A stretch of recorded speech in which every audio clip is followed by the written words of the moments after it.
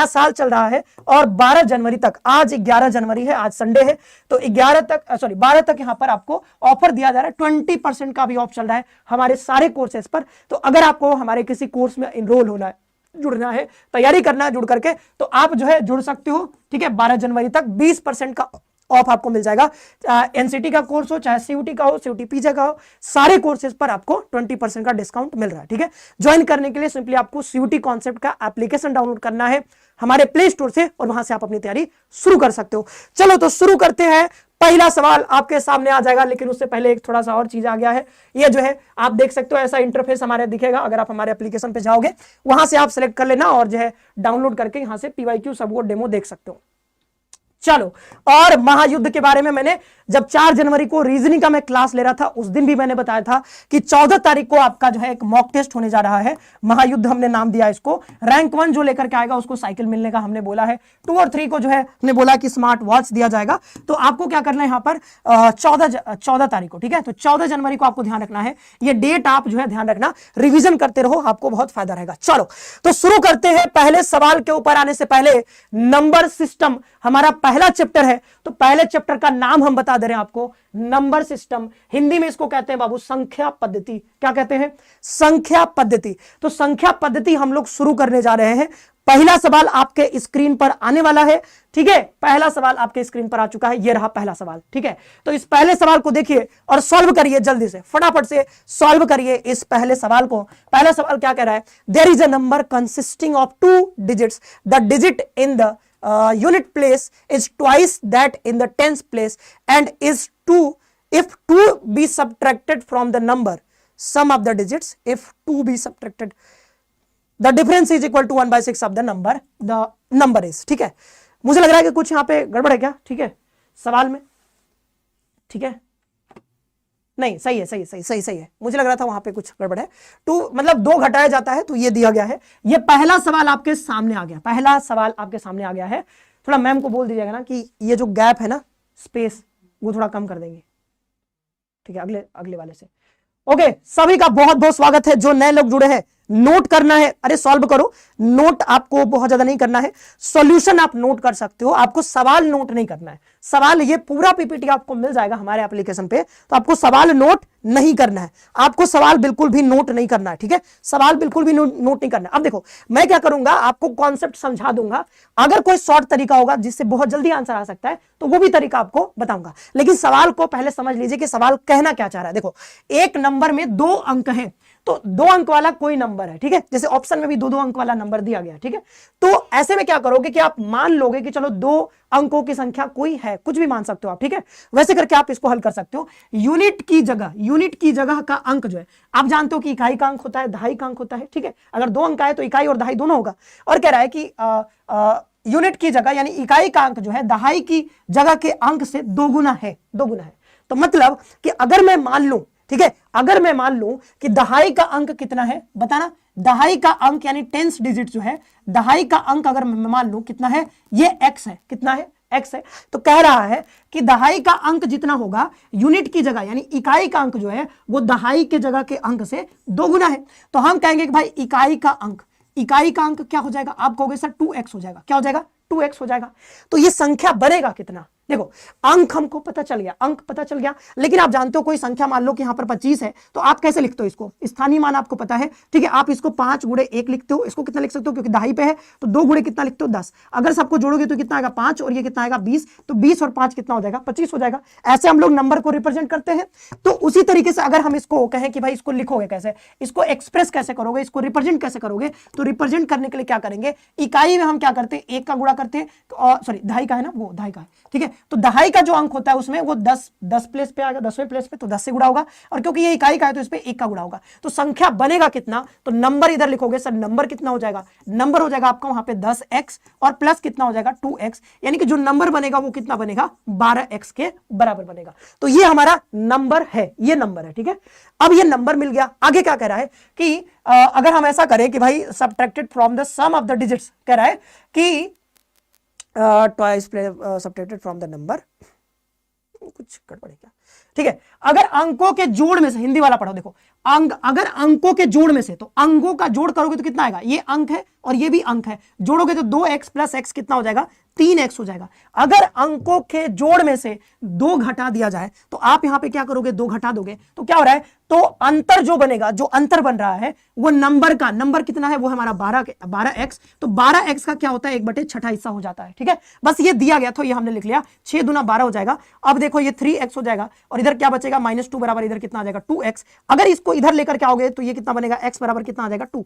तो x बराबर 2 आ गया तो संख्या कितना बनेगा? तो यहां पर 12 और 2 के x के जगह पे 2 रखोगे तो कितना आएगा? 12 दूना 24। तो ये तो हो गया हमारा सवाल समझने का तरीका कि भाई ये सवाल समझ करके कैसे हम सॉल्व करते। लेकिन सीधा सवाल पढ़ो, क्या कह रहा है कि जो दहाई का अंक है, दहाई के अंक जो है यहां पर क्या रहा है? इकाई का अंक, यूनिट डिजिट जो है दहाई के अंक के 2 गुना है। तो सीधा सीधा ऑप्शन देखो कि भाई दहाई का अंक कौन? ये इकाई होगा, ये दहाई होगा। ठीक है, ये क्या होगा? ये इकाई होगा, ये दहाई होगा। तो कह रहा है कि इकाई का अंक, यूनिट की जगह का अंक दहाई की अंक से 2 गुना है, दहाई की अंक से 2 गुना है। तो ये दहाई का अंक से 2 गुना, देखो बस यहीं पे दिखेगा, तो 2 का 2 गुना क्या होगा? 4। इधर देखोगे 2 गुना 4 होगा, यहाँ पे 6 तो है नहीं, तो सीधा सीधा कितना आएगा? 3 आएगा। तो सीधा सीधा अगर हमको ऑप्शन से करना होता तो डायरेक्ट हम ऑप्शन नंबर सी पे पहुंच जाते, ये सब कुछ करने की जरूरत नहीं थी। तो एग्जाम में जो अप्रोच लगाओगे वो ये वाला रहेगा, लेकिन समझने के लिए तरीका तो ये हमने यहां पर बता दिया है। तो दोनों चीजें मैं बताते आपको चलूंगा, हर सवाल में आपको ये तो बताऊंगा ताकि कोई बच्चा अगर नहीं समझ में आ रहा है तो उसको ये भी समझ में आना चाहिए, और अगर कोई जान रहा है, समझ में आ रहा है, जल्दी करना है तो जल्दी आप ऐसे कर सकते हो। तो जहां जहां पे ऐसा कोई तरीका हमको मिलेगा तो वो तरीका मैं भी आपको बताते चलता रहूंगा। ठीक है, अगला सवाल पे देखिए, अगला सवाल क्या कह रहा है? अगला सवाल सीधा पढ़िए कि what is the unit digit of इतना इतना इतना, ये सब लिखा हुआ है, इसका यूनिट डिजिट आपको बताना है। बहुत आसान सवाल है। यूनिट डिजिट आप जानते हो, यूनिट डिजिट जब हमें निकालना होता है तो सिर्फ हम क्या करते हैं? संख्याओं का यूनिट डिजिट उठाते हैं और वहां से यूनिट डिजिट हमको मिल जाता है। यूनिट डिजिट मतलब इकाई का अंक। तो इकाई का अंक, इसको निकालिए, क्या होगा? इकाई का अंक क्या होगा? ठीक है, जल्दी से इसका आंसर तुरंत आना चाहिए। बहुत आसान सवाल है। नंबर सिस्टम अगर आपको नहीं समझ में आता है तो हमारा नंबर सिस्टम का क्लास हो चुका है रफ्तार सीरीज में, तो जाकर के उसको देखेगा, यूट्यूब पे आपको देखने को मिल जाएगा। तो क्या करते हैं भाई, देखो इसको छोड़ दो, इन दोनों को पहले करो। तो हम इन्हें क्या कहा? यूनिट डिजिट अगर आपको निकालना है तो सिर्फ यूनिट डिजिट से काम चल जाएगा। किससे? अगर यूनिट डिजिट निकालना है तो सिर्फ यूनिट डिजिट से काम चल जाएगा। तो जैसे ये ना पूरा संख्या है ना, तो सारे संख्या को मल्टीप्लाई करने की जरूरत नहीं है, सिर्फ आप इसके यूनिट डिजिट को मल्टीप्लाई करो। यानी यहां पे 7 है, यहां पे 2 है, तो 7 और 2 को मल्टीप्लाई करोगे तो 7 दूना कितना होगा? 14। तो 14 आएगा, तो इसका जो यूनिट प्लेस है यही हमारा यूनिट डिजिट आएगा। यानी 4 आया यूनिट डिजिट। किसका? इसको जब आप सॉल्व करोगे तो इसका यूनिट डिजिट कितना आएगा? 4 आएगा। लेकिन इसमें आपको 279 को जोड़ना है, तो आपको 279 को जोड़ने की जरूरत नहीं है। आप यहां पर सिर्फ इस 9 को जोड़ दो, किसमें? इस 4 में। तो 9 और 4 कितना हो जाएगा? 13 हो जाएगा। और इस 13 में जो यूनिट डिजिट मिल रहा है वो 3 मिल रहा है। तो मतलब इस पूरा जो यहां पर सवाल दिया गया है, जो भी पूछा गया है, उसका यूनिट डिजिट कितना आएगा? ये यूनिट डिजिट कितना होगा? 3 होगा। तो 3 is the correct answer. Option number B for Baahubali is the correct answer.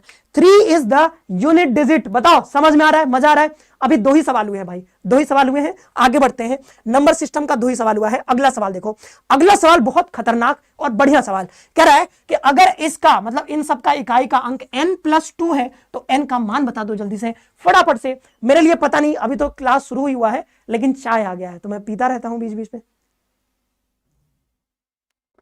बताओ, अभी सिर्फ 2 ही सवाल हुए हैं। आपको मजा नहीं ला दिए तो आप कहना, ठीक है? बहुत मेहनत लगी है, मतलब रीजनिंग तो मैं 4 साल से पढ़ा रहा हूं, तो रीजनिंग में मुझे कुछ करना नहीं पड़ता है, ज्यादा बहुत मेहनत नहीं लगता है, ठीक है? लेकिन मैथ्स आपको पता है कि मैं 4 साल से नहीं पढ़ा रहा हूं, ठीक है? मतलब मैथ्स मैं बहुत ज्यादा नहीं पढ़ाया हूं पहले, तो इस साल मैं पूरा पढ़ा रहा हूं मैथ्स। तो मैथ्स में सवाल सेलेक्ट करने में मुझे बहुत समय लगा है। तो ये पूरा सेशन डिजाइन करने में, मतलब क्वेश्चन सेट करने में, टाइपिंग बहुत, अभी तो टाइपिंग हो ही रहा है, कुछ सवाल अभी बचा हुआ है तो मैम कर रही है, ठीक है? तो मैंने सारा दे दिया है, कुछ तो मैंने किए थे, कुछ मैम को दे दिया।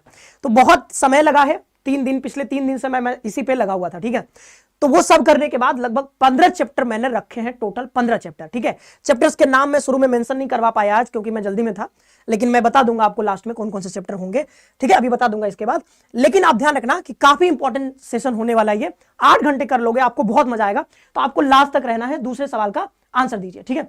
मेरे लिए मैगी आ गया है, अरे वाह क्या बात है ज्योति, इसका आंसर दे दो।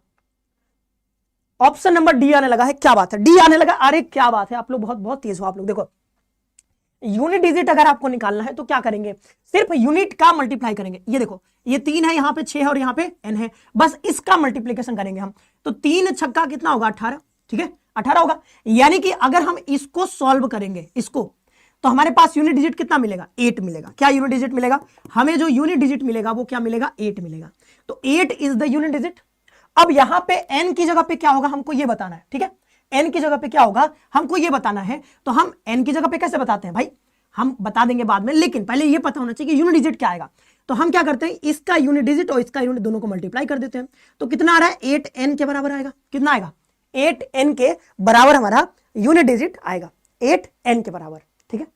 अब देखो कह रहा है कि अंक n+2 है, कह रहा है कि इकाई का अंक जो है वो ये नहीं है, क्योंकि देखो n के जगह पे कोई संख्या होगा, n के जगह पे कोई संख्या होगा, ठीक है। तो मान लो अगर आप यहां पर n के जगह पे 1 रख देते हो तो 8 एकम 8 आ जाएगा, क्या आ जाएगा 8 एकम 8 आ जाएगा हमारा। वैसे अगर n की जगह पे 2 रखोगे तो कुछ और आएगा, लेकिन हमको मिलना क्या चाहिए, हमें n+2 मिलना चाहिए, यहां पे कहा गया है। तो हम क्या करेंगे, हम यहां पे मदद लेंगे ऑप्शन का। किसका मदद लेंगे, ऑप्शन का।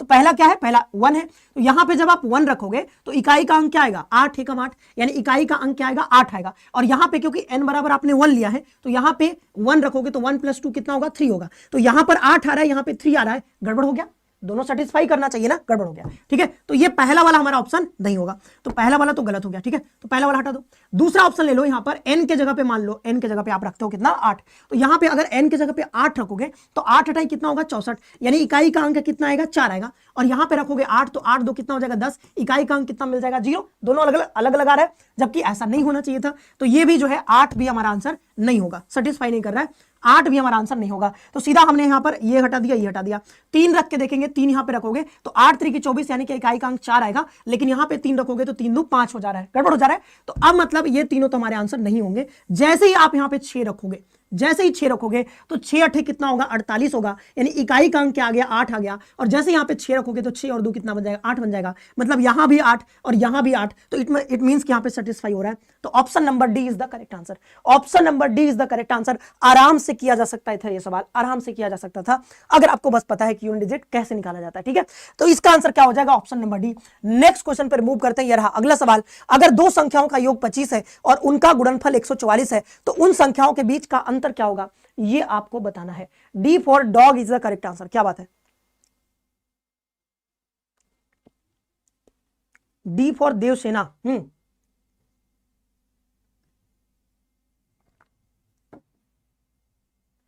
Good afternoon, good afternoon. जो अभी नए जुड़ रहे हैं उन सभी को भी गुड आफ्टरनून, बहुत बहुत स्वागत है। और आप लोग संख्या घटने मत देना भाई, हाँ भागना नहीं है आज। देखो अगर दो संख्याओं का योग 25 है, दो संख्याओं का योग 25 है, तो ऐसे सवाल तो बहुत आराम से बनाया जा सकता है। दो संख्या मान लो दो संख्या क्या है। वैसे तो यहां पर क्या कह रहा है कि उन संख्याओं के बीच का अंतर, मतलब इसमें से कोई होगा, ठीक है। यहां पर नीचे चला जा रहा है, ठीक है, कोई बात नहीं, नीचे शायद 9 लिखा हुआ है, देख लेते हैं।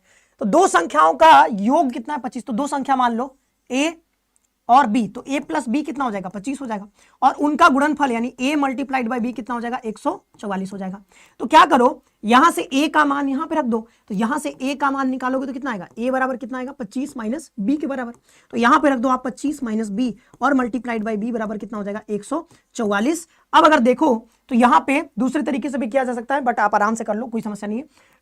ये हो जाएगा आपका 25b माइनस बी स्क्वायर बराबर कितना हो जाएगा 144। तो अगर इसको आगे सॉल्व करोगे तो बी स्क्वायर को आप उधर ले जाओ, तो b square minus 25b is equal to कितना हो जाएगा माइनस 25b प्लस कितना हो जाएगा 144। तो इसको इस हिसाब से तोड़ना है, ऐसे तोड़ना है कि जोड़ने पे 25 आए और जोड़ने पे 25 आए और गुणा करने पे कितना है 144। तो वो दो संख्याएं क्या है 16 और एक है 9। तो 16 और 9 कितना हो जाएगा, यानी b माइनस 16 और b माइनस 9 आएगा जब इसको सॉल्व करोगे द्विघात समीकरण को। तो b बराबर कितना आ गया 116 और b बराबर कितना आ गया 9।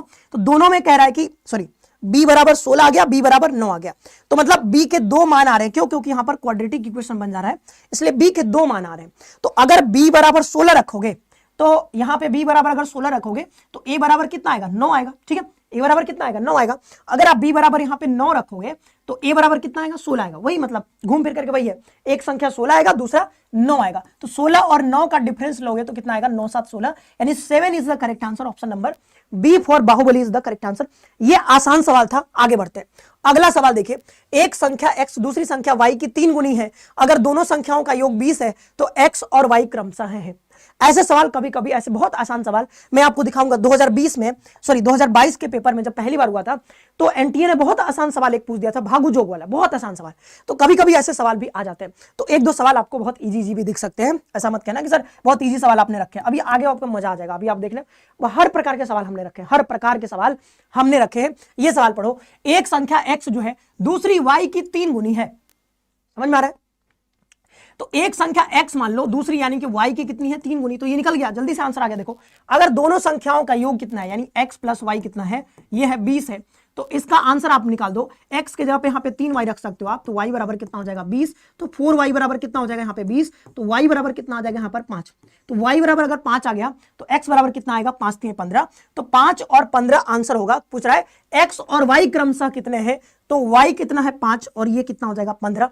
तो option number B is the correct answer. बहुत आसान सवाल। अगले सवाल पर आगे बढ़ते हैं। ये रहा अगला सवाल, 3 के पावर 21 को 5 से भाग देने पर शेषफल कितना आएगा, ये आपको बताना है। शेषफल प्रमेय हमने आपको पढ़ाया है, ये सीयूटी यूजी के लिए है। आकाश, हाँ बिल्कुल है, ठीक है। सवाल पढ़िए आंसर दीजिए, सवाल पढ़िए आंसर दीजिए। चाय ठंडा हो गया है, चाय भले ठंडा हो जाए, सवाल एकदम गरम गरम है, सवाल गरम गरम है। 3 के पावर 21 को 5 से भाग देने पर शेषफल कितना आएगा?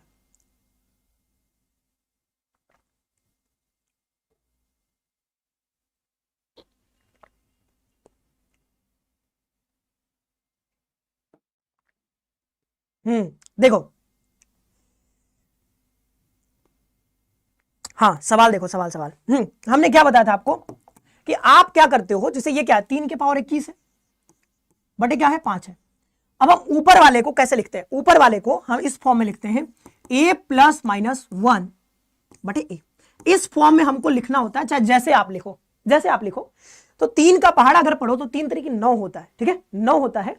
और उसको हम लिख सकते हैं 10 माइनस 1 लिख सकते हैं, काम हमारा हो जाएगा। और 5 गुना 10 तो होता ही है, तो आराम से बन जाएगा। तो इसको ऐसे लिखो, 3 के पावर में 2 कर दो इसको, और जैसे ही 2 करोगे तो ये 10 दूना 20 होगा, एक 3 और बच जाएगा, तो 3 के पावर में 1 इसको मल्टीप्लाई करके इधर लिख दो। अलग अलग हमने कुछ नहीं लिखा है, कुछ नहीं किया है, ये आप देखोगे आराम से लिख सकते हो आप। इसको अगर हल करोगे तो कितना आएगा, 2 दहा में कितना हो जाएगा 20, यानी कि 3 के पावर 20 हो जाएगा, और मल्टीप्लाइड बाय 3 के पावर 1, क्योंकि ये बेस बराबर है तो पावर क्या हो जाएगा, जुड़ जाएगा। तो अल्टीमेटली वो 3 के पावर 21 को ही हमने वैसे लिखा है। कैसे लिखा है, ऐसे कैसे लिख दिया है, तो हमने क्या किया, जैसे 21 है, हमको 9 चाहिए था, तो 3 को 9 बनाने के लिए क्या करना पड़ेगा, 3 के पावर में 2 करना पड़ेगा, तभी तो 3 तरीके 9 होगा। तो जैसे आप पावर में 2 रखोगे तो आप देखो 21 को 2 से भाग दे दो, तो 2 से जैसे भाग दोगे तो 2 दहा में 20 होगा, और शेषफल 1 बचेगा। तो जो भागफल आ रहा है तो उसको आप 2 के पावर में फिर 10 कर दो, और जो शेषफल बच रहा है उसको अलग लिख दो, ठीक है। तो ये हो जाएगा आपका बटे 5। अब ऊपर वाले को ये कितना है, 3 तरीके 9, 9 को क्या लिख सकते हो आप, 9 को 10 माइनस 1 लिख सकते हो, पावर में कितना हो जाएगा 10, और बटे कितना हो जाएगा 5, और मल्टीप्लाइड बाय 3 है तो 3 रहने दो। अब देखो ये 5 जो है 10 से कट जाएगा, तो 10 से कट जाएगा मतलब इधर कोई हमको शेषफल नहीं मिलेगा, तो शेषफल सिर्फ ये -1 वाला देगा। तो -1 के पावर में 10 रख दोगे, इधर मल्टीप्लाइड बाय 3 है, 5 है। अब आगे इसको हल करोगे तो ये, क्योंकि ये -1 के पावर में सम संख्या यानी कि 10 है, तो 1 बन जाएगा, 1 इंटू 3 करोगे तो 3 आएगा, 3 बटे 5 है तो 3 शेषफल बचेगा। कितना शेषफल आएगा, 3 is the correct answer. Option number C for Chand Ke Paar Chalo is the correct answer. Avantika नहीं होगा आंसर भाई, अवंतिका किसका आंसर आ रहा है, ए आंसर नहीं होगा। ए कहां से आ रहा है, 1 कहां से आ रहा है, 1 कहां से आ रहा है शेषफल, 1 नहीं, 3 इज द करेक्ट आंसर। अगर अभी भी आपको कोई कंफ्यूजन है ऐसे सवालों में कि कैसे हम शेषफल निकालते हैं, तो आपको क्या करना है, जो रफ्तार सीरीज हमारा है उसको एक बार के जाकर के जरूर देखिएगा। उसमें किसी क्लास में हमने शेषफल प्रमेय के बारे में आपको पढ़ाया होगा, वहां जाकर के देख लीजिएगा, आपको समझ में आ जाएगा। ये हम लोग रिवीजन, मतलब इसमें एक सवाल हमने रखे, हर टाइप के सवाल कोशिश किया रखने की। अगला सवाल देखो, अगला सवाल क्या कह रहा है, 100 और 600 के बीच में ऐसे पूर्णांकों की संख्या जो 4 और 6 दोनों से विभाज्य है। अगर ऐसा कभी सवाल आ जाए, अगर ऐसा कभी सवाल आ जाए तो आपको क्या करना है, देखो 6 और 4 दोनों से विभाज्य होना चाहिए। 6 और 4 दोनों से विभाज्य, तो 6 और 4 से दोनों से विभाज्य होने वाली संख्या कौन सी होगी? तो आप कहोगे सर 4 और 6 का एलसीएम ले लो तो कितना आएगा? 4 वैसे तो 12 आएगा, बट आप निकाल सकते हो। 2 दूना 4, 2 3 6, 2 एकम 2, 3 3, ठीक है। तो 3 चौको कितना आएगा? 12। यानी 12 ऐसी संख्या है जो 4 और 6 दोनों से कटेगी, ठीक है। 4 और 6 दोनों से कटेगी, तो इनका हमने एलसीएम निकाल लिया, कितना आ गया? 12, ठीक है। तो 12 ऐसी संख्या है, वह छोटी से छोटी संख्या है जो 4 और 6 दोनों से कटेगी। इट मींस कि अगर कोई संख्या 12 से कट रही है तो वो 4 और 6 दोनों से कट जाएगी, 4 और 6 दोनों से कट जाएगी। तो हमें क्या चेक करना है कि भाई ये 100 से लेकर के 600 के बीच में ऐसी कितनी संख्याएं हैं जो 12 से कट जाएंगी, ऐसी कितनी संख्याएं हैं जो 12 से कट जाएंगी, बस ये चेक करना है। तो आप क्या करो, आप ऐसा करो कि 1 से लेकर के 600, 1 से लेकर के 600 ऐसी कितनी संख्या है जो 12 से कटेंगी। तो आपको सिंपली क्या करना होता है, आपको जो 1 से है 600, तो 600 में क्या करो 1200 से भाग दे दो, तो आपको पता चल जाएगा जो भागफल आएगा उतनी संख्याएं कटेंगी, उतनी संख्याएं 12 से कटेंगी। तो 12 से देखो कितना भागफल आएगा, 12 चौको 48, 12 25 60, यानी 50 संख्याएं ऐसी हैं जो 12 से कटेंगी। तो मतलब 50 संख्या अगर 12 से कटेगा तो वो 4 और 6 से भी कट जाएगा। लेकिन क्या आंसर हमारा 50 होगा? नहीं, 50 नहीं होगा। क्यों? क्योंकि ये हमने निकाला है 1 से लेकर के 600 तक। तो अभी हमें क्या करना है, हमें 100 से 600 तक चाहिए, तो हम 1 से लेकर के 99 तक निकाल लेते हैं कि भाई 1 से 99 तक ऐसे कितनी संख्या है जो 12 से कटेंगी। तो यहां पर 99 से हमने यहां पर देखा 12 से भाग दिया, तो 12 अठे 96, 12 अठे 96 होगा ना, 12 9 108, 12 अठे 96, यानी 8 संख्याएं ऐसी हैं जो 12 से कट रही है 1 से लेकर के 99 के बीच में, 1 से लेकर के 99 के बीच में 8 संख्या ऐसी है जो 12 से कटेंगी। इट मींस कि ये जो हमारा 50 आ रहा था, ये तो 1 से लेकर के, आप समझो कि 1 से 600 तक का था, 1 से 600 तक का था, लेकिन हमें 100 से लेकर के 600 तक का निकालना है। तो हमने क्या किया कि 1 से 99 तक जितनी संख्याएं 12 से कटेंगी उसको हम घटा देंगे। तो यहां पर 1 से 600 तक टोटल 50 संख्याएं कट रही थी, 1 से 99 तक जो है 8 संख्याएं कट रही थी। हमें निकालना है 100 से लेकर के 600 के बीच कितनी संख्याएं कटेंगी। तो हम क्या करेंगे, ये 1 से लेकर के 99 को घटा देंगे, यानी कितना आएगा 42। तो ऐसी 42 संख्या है जो कि हमारा जो है 100 से 600 तक ऐसी संख्या है जो 4 और 6 दोनों से कट जाएंगी।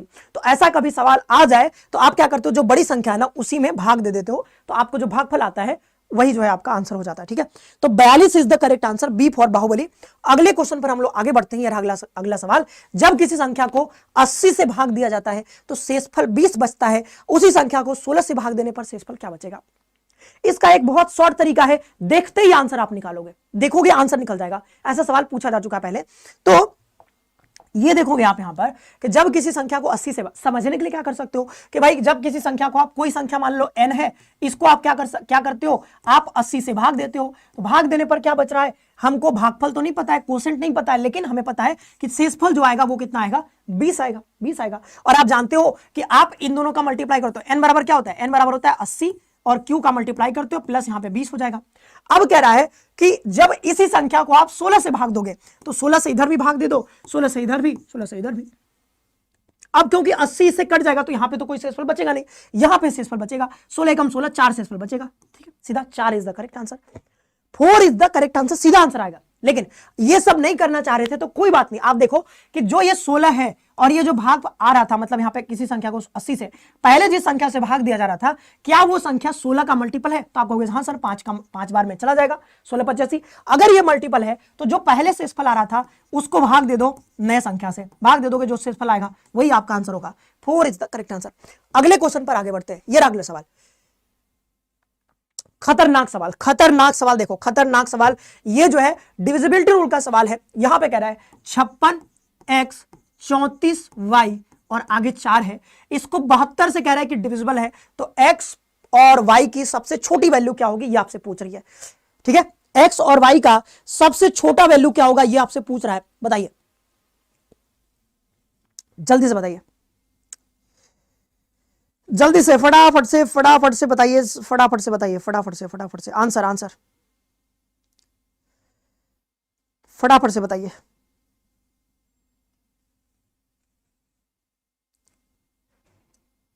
बताइए बताइए बताइए बताइए।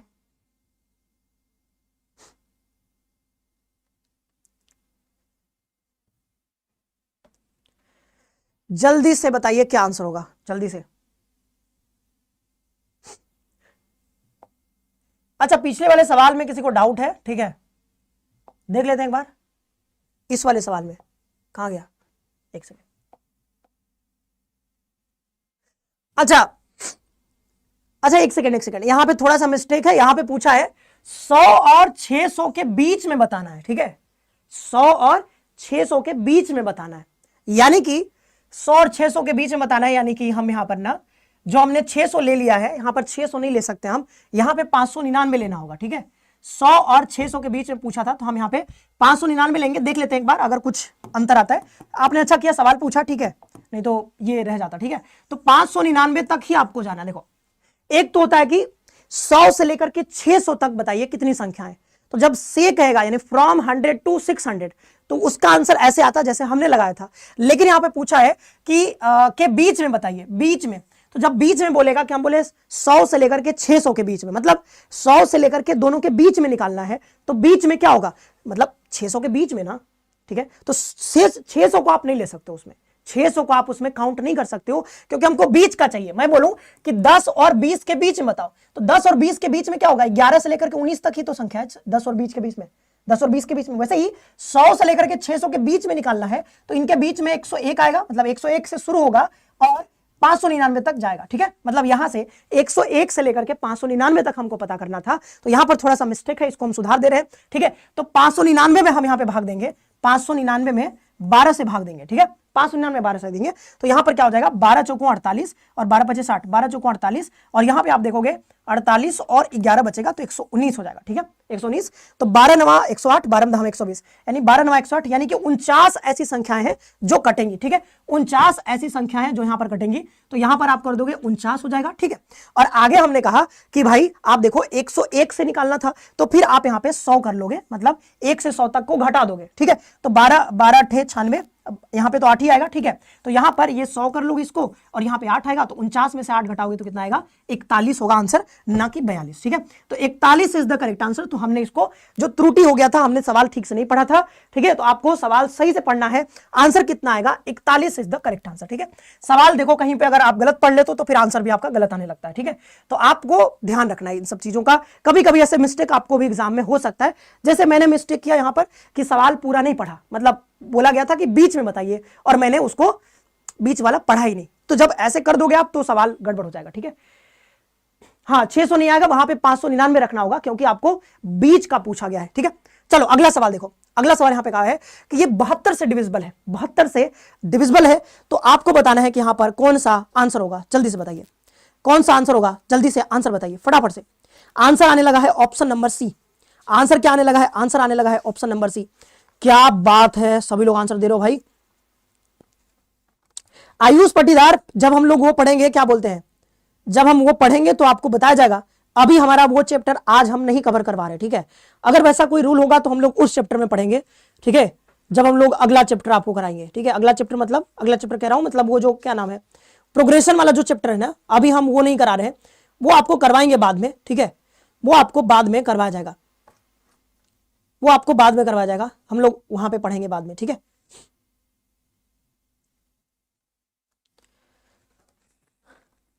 बताइए ऑप्शन नंबर सी आने लगा है, ऑप्शन नंबर सी, क्या बात है, option number C, option number C. Sir ji Hindi में करवाइए। अरे हिंदी में लिखा हुआ है भाई, मैं क्या पढ़ दूं बताओ। डिविजिबल मतलब क्या होता है, डिविजिबल मतलब होता है कि पूर्णतः विभाजित है, पूर्णतः विभाजित हो जा रहा है। तो 72 है, 72। तो हमने कहा था कि जब ऐसा सवाल आ जाए, अब 72 का पहाड़ा तो हमें याद नहीं है, और ना ही 72 का डिविजिबिलिटी रूल हमको पता है, तो हमने कहा था कि आप इसको को प्राइम फैक्टर में तोड़ोगे। तो को प्राइम फैक्टर मतलब कि अभाज्य संख्याओं के गुणनफल में इसको तोड़ोगे। तो अभाज्य संख्याओं के गुणनफल में तोड़ेंगे तो दो को प्राइम नंबर यानी कि को प्राइम नंबर, दो को प्राइम नंबर कौन कौन से होंगे, 8 और 9। तो 8 9 कितना हो जाएगा, 72 हो जाएगा। तो ये को प्राइम फैक्टर में हमने इसको तोड़ दिया, मतलब दो ऐसी संख्या लेना है जिनके बीच जो एचसीएफ हो वो 1 हो। तो अगर 8 और 9 हमने लिया, इनका एचसीएफ कितना आएगा, 1 आएगा। तो दो ऐसी संख्याएं, 72 का जो को प्राइम फैक्टर निकाला है वो 8 और 9 निकाला है। तो मतलब क्या है कि अगर ये संख्या 72 से कट जाता है पूरा पूरा, तो ये संख्या must be divisible by 8 and 9। ठीक है, दोनों से अलग अलग कटेगा ही कटेगा। तो अगर दोनों से अलग अलग कटेगा तो 8 की डिविजिबिलिटी रूल हमने आपको सिखाई है कि 8 का डिविजिबिलिटी रूल कहता है कि लास्ट वाला जो नंबर होगा, last 3 digit, last 3 digit number नहीं, लास्ट 3 डिजिट जो होगा वो 8 से डिविजिबल होगा। तो हमने क्या कहा कि भाई इसको अलग लिख लो, लास्ट के 3 डिजिट 8 से डिविजिबल होगा। कैसे होगा भाई, जल्दी से देख लो। सबसे छोटी वैल्यू पूछ रहा है, सबसे छोटी वैल्यू यानी y का हमको छोटा से छोटा मान लेना होगा, छोटा से छोटा मान। तो अब देखो ये कैसे कटेगा, अगर यहां पर अगर हम 0 रख दें तो 8 5 40, फिर ये कटेगा नहीं। हम क्या रखें कि भाई ये पूरी संख्या कट जाए, हम क्या रखें वो आपको सोचना पड़ेगा कि हम यहाँ पे कौन सी संख्या रख दें y की जगह पे कि ये पूरी संख्या 8 से कट जाए। तो अगर हम यहाँ पे 2 रख दें, और ध्यान रखना है कि हमको छोटी वैल्यू लेनी है, यानी कि y की छोटी से छोटी वैल्यू जो आप रख सकते हो। तो हमने 0 रखा तो नहीं कटा, 1 रखोगे तब भी नहीं कटेगा, तो 2 रख के देखो। तो जो 2 जैसे रखोगे तो 8 5 कितना होगा, जैसे यहाँ पर कितना बन जाएगा 424 बन जाएगा। 8 से भाग दोगे तो क्या होगा 8 5 40, यहाँ पर क्या बचेगा 2 बचेगा, ये 4 यहाँ से 8 3 की 24, तो ये क्या हो जाएगा कट जाएगा, यानी कि 53 बार में ये पूरा पूरा कट जाएगा। तो y का सबसे छोटा से छोटा जो मान होगा वो क्या होगा 2 होगा। तो चलो एक काम तो हो गया कि भाई y का मान क्या होगा, y का मान होगा 2। तो हमें y का मान मिल गया है 2, हमें x का मान निकालना है। तो x का मान हम क्या रख दें बताओ। तो अब क्या करेंगे, जैसे 8 का डिविजिबिलिटी रूल का यूज करके हमने y का मान निकाल लिया, अब हमको 9 के डिविजिबिलिटी रूल का यूज करके हमको x का मान निकालना है। तो 9 के डिविजिबिलिटी रूल हमने क्या सिखाई थी कि सारे संख्याओं का जो डिजिट का सम होगा, जो संख्या है उसमें जो डिजिट है उसका जो सम है उनका सम 9 से कटेगा, 9 से कटेगा। तो अब देखो सबका डिजिट सम कर लो, तो 6 5 कितना होगा 11, 11 और 3 कितना होगा 11 और 3 कितना होगा 14, 14 4 18, 18 2 20, 20 4 कितना हो जाएगा 24, और x है तो प्लस कितना हो जाएगा x हो जाएगा। ठीक है, अब हमें क्या करना है, इस संख्या को काटना है। तो ये संख्या तभी कटेगा जब ये पूरा जो योग है 9 से कट जाए। तो हम x के जगह पे ऐसा क्या रख दें कि जोड़ने पर जो संख्या है वो 9 से कट जाए। तो अगर हम यहाँ पे 1 रखेंगे, छोटी छोटी संख्या रखना है, तो अगर आप 0 भी रख सकते हो तो 24 तो कटेगा नहीं 9 से। तो आप यहाँ पे 1 रखो, तो जैसे ही 1 रखोगे तो कितना हो जाएगा 25, 9 से नहीं कटेगा। तो 2 रखो तो कितना हो जाएगा 26, नहीं कटेगा। 3 जैसे ही रखोगे तो ये कितना बन जाएगा 27 बन जाएगा, और ये 9 से कट जाएगा तो 9 3 27, यानी कि x का जो सबसे छोटा से छोटा मान होगा वो 3 होगा, और y का सबसे छोटा से छोटा मान वो 2 होगा। बोला था x प्लस y निकालो, तो 2 और 3 जोड़ोगे तो कितना आएगा 5 आएगा। तो option number C is the correct answer, option number C is the correct answer. आप बताओ C is the correct answer. समझ में आया कि नहीं, समझ में आया कि नहीं,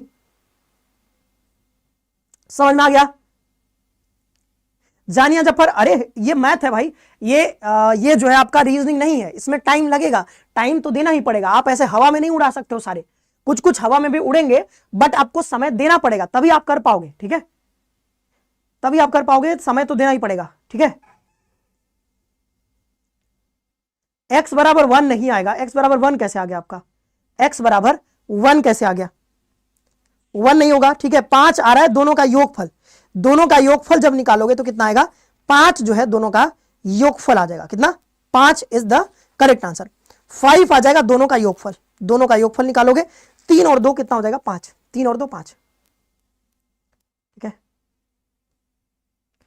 एमडी सासवाज कह रहे हैं कि क्या आप मेरे बात का जवाब नहीं दे सकते हैं। जवाब तो दिया था, हिंदी में लिखा हुआ है नीचे, और मैं पूरा हिंदी में ही बोल रहा हूं, आपने अंग्रेजी को लेकर के कुछ बोला था। ठीक है, ठीक है, आगे बढ़े। देखो ये डिविजिबिलिटी रूल का जो कॉन्सेप्ट है ये हम लोग पढ़ चुके हैं। अगर आप कहोगे कि सर अब हमें सेपरेट आप इसी क्लास में 8 घंटे के क्लास में डिविजिबिलिटी रूल पढ़ा दीजिए, तो ये पॉसिबल नहीं है। ठीक है, क्लास की अपनी लिमिटेशन है, ठीक है, अपने फायदे हैं, अपने लिमिटेशन है इसके। तो अभी के लिए अगर आपको कुछ नहीं समझ में आ रहा है, क्योंकि हमने तो पूरा अपनी ओर से समझा दिया है, लेकिन अगर आपको कुछ जैसे 8 का क्यों 8 ले लिया, क्यों 9 ले लिया, अगर आपको ये नहीं समझ में आ रहा है तो आपको फिर पढ़ना होगा, कॉन्सेप्ट फिर से जाकर के रिवाइज करना होगा कि भाई डिविजिबिलिटी रूल क्या होता है और कैसे हम इनके सवालों को सॉल्व करते हैं। तो ये सवाल के पीछे का पूरा हमने बता दिया है आपको, लेकिन इस सवाल के अगर कुछ नहीं समझ में आ रहा है सवाल के बारे में, तो इट मींस कि आपने डिविजिबिलिटी रूल पढ़ा नहीं है या फिर आपने रिवाइज नहीं किया है, तो आपको वो करना पड़ेगा आपको। ठीक है, तो थोड़ा बहुत आपको एक्स्ट्रा मेहनत लगाना पड़ेगा। आप सोचोगे कि नहीं सर ये सब आप डिविजिबिलिटी रूल दोबारा से पढ़ाइए, तो इस क्लास में नहीं पढ़ा पाएंगे हम। ठीक है, इसकी अपनी लिमिटेशंस है। अगर आपको जानना है कि नहीं इसके पूरे पीछे का पूरा कॉन्सेप्ट बताइए, तो आप रफ्तार सीरीज हमारा जरूर जाकर के देखिएगा। रफ्तार सीरीज में हमने नंबर सिस्टम आपको पूरा पढ़ाया है, तो नंबर सिस्टम जैसे ही जाकर के पढ़ोगे ना, तो आपको ये पूरा कॉन्सेप्ट क्लियर हो जाएगा, और देन आप ये सवाल चुटकी में उड़ा दोगे। ठीक है, तो हर चीज हम इस क्लास में नहीं बता पाएंगे आपको, अपनी लिमिटेशन है इसकी, थोड़ा सा आपको भी अपनी ओर से मेहनत करना पड़ेगा। हिस्ट्री, साइकोलॉजी, ज्योग्राफी सबका नहीं होता है, क्लास नहीं होता है। साइकोलॉजी तो नहीं है, साइकोलॉजी नहीं है हमारे यहाँ, कोई साइकोलॉजी पढ़ाने वाले टीचर नहीं है। अगला अगला देखो, अगर संख्या ये जो है 11 से डिविजिबल है, अब यहां पे भी डिविजिबल रूल आ गया। अब अगर आपको 11 का डिविजिबल रूल नहीं पता है तो मैं इस सवाल में 11 का डिविजिबल रूल बताऊंगा, लेकिन अगर आपको चाहिए सर 3 का भी बताओ तो 3 का मैं यहां नहीं बताऊंगा आपको, ठीक है। जो सवाल आएगा उसके पीछे का हर चीज बताऊंगा, लेकिन आपको कि नहीं पूरा चैप्टर पढ़ा दो, तो यहां पॉसिबल नहीं है कि हम डिविजिबल रूल का पूरा चैप्टर आपको पढ़ाएंगे, ठीक है। सवाल देखिए, अगला सवाल अगला सवाल अगला सवाल अगला सवाल अगला सवाल अगला सवाल। अच्छा टाइम लग रहा है तो आपको जो है ठीक है, आप आराम आराम से सॉल्व करो, और जैसे आपका सॉल्व हो जाए तब आप आंसर देना, ठीक है। जैसे सॉल्व हो जाए तब आप आंसर देना। ये मैथ की क्लास है तो थोड़ा सा आराम आराम से चलना ही पड़ेगा, क्योंकि टाइम लगेगा मैथ्स के सवालों में, ठीक है। अब सवाल देखो, अगला सवाल अगला सवाल अगला सवाल क्या कह रहा है, अगर संख्या इतना है और ये क्या है 11 से डिविजिबल है, 11 से डिविजिबल है, तो x की वैल्यू पता करें। x की वैल्यू हमें पता करनी है, तो x की वैल्यू कैसे पता करेंगे, तो 11 की डिविजिबल टू हमने बताया था, जैसे 2 4 6 ऐसे कुछ लिखा हुआ है मान लो, ठीक है। हमको पता करना है कि ये संख्या 11 से डिविजिबल है कि नहीं, तो आपको क्या करना है कि इसके यूनिट प्लेस देखो, जो यूनिट प्लेस यहां पे है, तो अल्टरनेट डिजिट्स का सम लोगे, अल्टरनेट डिजिट्स का सम, ये मतलब कि जो ऑड प्लेसेस पे है, जितने डिजिट्स ऑड प्लेसेस पे हैं, ऑड प्लेस क्या होता है, सही है, 1 नंबर पे, ये 3रा नंबर पे, ये 5वां नंबर पे, तो 1 3 5 7, तो आप राइट से शुरू करके जो ऑड प्लेसेस पे है सारे डिजिट्स उसको जोड़ दोगे, या फिर ऐसे सोचो कि बस यहां से शुरू किया अल्टरनेट, यानी एक एक छोड़ करके इनको आप जोड़ोगे, 6 7 2 कितना हो जाएगा, 7 7 2 9 हो जाएगा, और यहां पर कितना हो जाएगा 4 5 9 हो जाएगा, ठीक है। यहां पे फिर इसको जोड़ोगे अल्टरनेट 4 5 9, इन दोनों को घटाओगे, अगर ये दोनों दोनों का जो अंतर है वो या तो 0 आ जाए या फिर 11 का कोई मल्टीपल आ जाए, तो मतलब वो 11 से कट जाएगा, ठीक है। लेकिन यहां पे क्या है, यहां पे ये मतलब ये संख्या तो 11 से कटेगा, ये वाला संख्या 11 से कट जाएगा। अगर आप काट के देखो तो 11 दूना 22, यहाँ पे 2 बचेगा, फिर यहाँ पर 26 हो जाएगा, दूना 22, यहाँ पे 4 बचेगा, 11 चौको 44, 1 बचेगा, 11 कम 11, इतने बार में 11 से ये कट जाएगा, ठीक है। तो कोई संख्या 11 से कटेगा कि नहीं कटेगा वो कैसे पता करते हैं, तो हम क्या करते हैं, यहां पर लिखते हैं, ठीक है, कि sum of digits at odd places, यानी कि जो है हमारा ऑड यानी कि विषम स्थानों पर जितने डिजिट्स हैं उनका सम, ठीक है। और इसका हम डिफरेंस ले लेते हैं, sum of digits at even places, ठीक है, ठीक है। तो ये हम दोनों का अगर हम डिफरेंस लेंगे, और अगर या तो 0 आ जाए या फिर 11 आ जाए या फिर 11 का कोई मल्टीपल आ जाए, तो 11 से कटता है, और अगर ऐसा ना हो तो 11 से नहीं कटता है। तो ये यहां पर क्या कह रहा है कि ये संख्या 11 से डिविजिबल है, तो अगर ये डिविजिबल है तो हम क्या करेंगे, अगर ये डिविजिबल है तो वही काम करेंगे कि भाई हम लोग अल्टरनेट हर डिजिट का जो है सम ले लेंगे, काम हो जाएगा, ठीक है। तो हम देखते हैं, जैसे ये 6 है तो 6 के बाद ये अगला क्या आएगा, x आएगा, फिर क्या आएगा 4 आएगा, फिर 3 आएगा, फिर 4 आ जाएगा, फिर आ जाएगा 5 आ जाएगा। तो ऐसे हम सबका क्या कर लेंगे, सम ले लेंगे। अब आपको समझ में नहीं आ रहा होगा कि कौन कौन सा जोड़ रहे हैं, तो इसको मैं बड़ा बड़ा यहाँ पे लिख दे रहा हूँ। 6 के बाद 5 है, 5 के बाद 7 है, फिर 4 है, 2 है, 3 है, फिर क्या है 5 है, फिर 4 है, फिर 7 है, फिर x है, फिर यहाँ पर 4 है, फिर क्या है 6 है। तो हम क्या करते हैं, अलग अलग कलर से आपको दिखाते हैं कि हम पहले ऑड प्लेसेस का सम करते हैं। तो ऑड प्लेसेस मतलब ये वाला, ठीक है। तो ये 4 है, फिर ऑड प्लेस पे ये आएगा, फिर ये आएगा, फिर ये आएगा, फिर ये आएगा, फिर ये आएगा। तो ऑड प्लेसेस वाले को हम पहले जोड़ लेते हैं। तो 4 और 5 कितना होगा 9, 9 3 कितना होगा 12, 12 और 4 कितना होगा 16, और 16 प्लस x होगा, और 16 और 6 कितना होगा 22 होगा। मतलब कितना आया 22 प्लस x आया है, जब हमने ऑड प्लेसेस पे जितने डिजिट्स थे उसका सम क्या है। फिर हम क्या करेंगे, इवन प्लेसेस पे जो है उसको हम अलग कलर से लिखते हैं, ठीक है। जैसे हम यहाँ पे ले लेते हैं दूसरा कलर, ग्रीन ले लेते हैं, ठीक है। तो ये यहाँ पर ये वाला, ठीक है। अब ये वाला लेंगे, तो 7 4 कितना होगा 11, 11 और 5 कितना होगा 16, 16 2 18, 18 और 7 कितना होगा 8 7 25, 25 और 6 कितना होगा 31। तो मतलब कि डिफरेंस हमको कितना आ रहा है, यहाँ पे ले लेंगे 31। तो डिफरेंस हमारा कितना आना चाहिए, 0 आना चाहिए। डिफरेंस कितना आना चाहिए, या तो 0 आना चाहिए या फिर 11, या फिर 11 का कोई मल्टीपल। तो हम x के जगह पे क्या रख दें कि ये 0 बन जाए, बस इतना ही करना है, आंसर आ जाएगा। x के जगह पे हम ऐसा क्या संख्या रख दें जो कि घटाने पे 0 आ जाए। तो x की जगह पे क्या ऐसा संख्या रख देंगे, तो 22 में क्या जोड़ दें कि 31 हो जाए, बस इतना ही सोचना है, ठीक है। तो 8 और 1 9 जोड़ दोगे, अगर 9 जोड़ दो तो 9 और 2 कितना हो जाएगा 11 हो जाएगा, और 31 में से 31 घटाओगे तो 0 आएगा, यानी कि 9 is the correct answer, 9 is the correct answer. तो ये पूरा कहानी समझाने में समय लगा है, लेकिन अगर आपको पता होगा कि अगर 11 का डिविजिबल रूल क्या होता है, तो आप बहुत आराम से बस 2 स्टेप में आप इसका आंसर निकाल सकते हो। 1 मिनट मतलब 1 मिनट भी नहीं लगेगा, आराम से आप इसको कर सकते हो, बस जोड़ना है, आंसर निकालना है। समझ में आ गया? ये सवाल सबको समझ में आया? बताओ। 9 is the correct answer, 9 is the correct answer, option number B for Baahubali is the correct answer. अगला सवाल देखो, ये सवाल है को 34 से भाग दिया जाता है, यहां पे ना x नहीं है, ध्यान रखिएगा। ये क्या लिखा हुआ है, 75 गुड़े, ये गुड़ा है, ठीक है, 73 गुड़ते 78 गुड़ते लिखा है 76, इसको आप 34 से भाग दे रहे हो, तो आपको बताना है कि शेषफल क्या बचेगा। शेषफल क्या बचेगा ये आपको बताना है। शेषफल यहां पे क्या आ जाएगा जब आप इसको भाग दोगे, शेषफल क्या निकलेगा, जल्दी से सभी को बताना है, सभी को आंसर बताना है।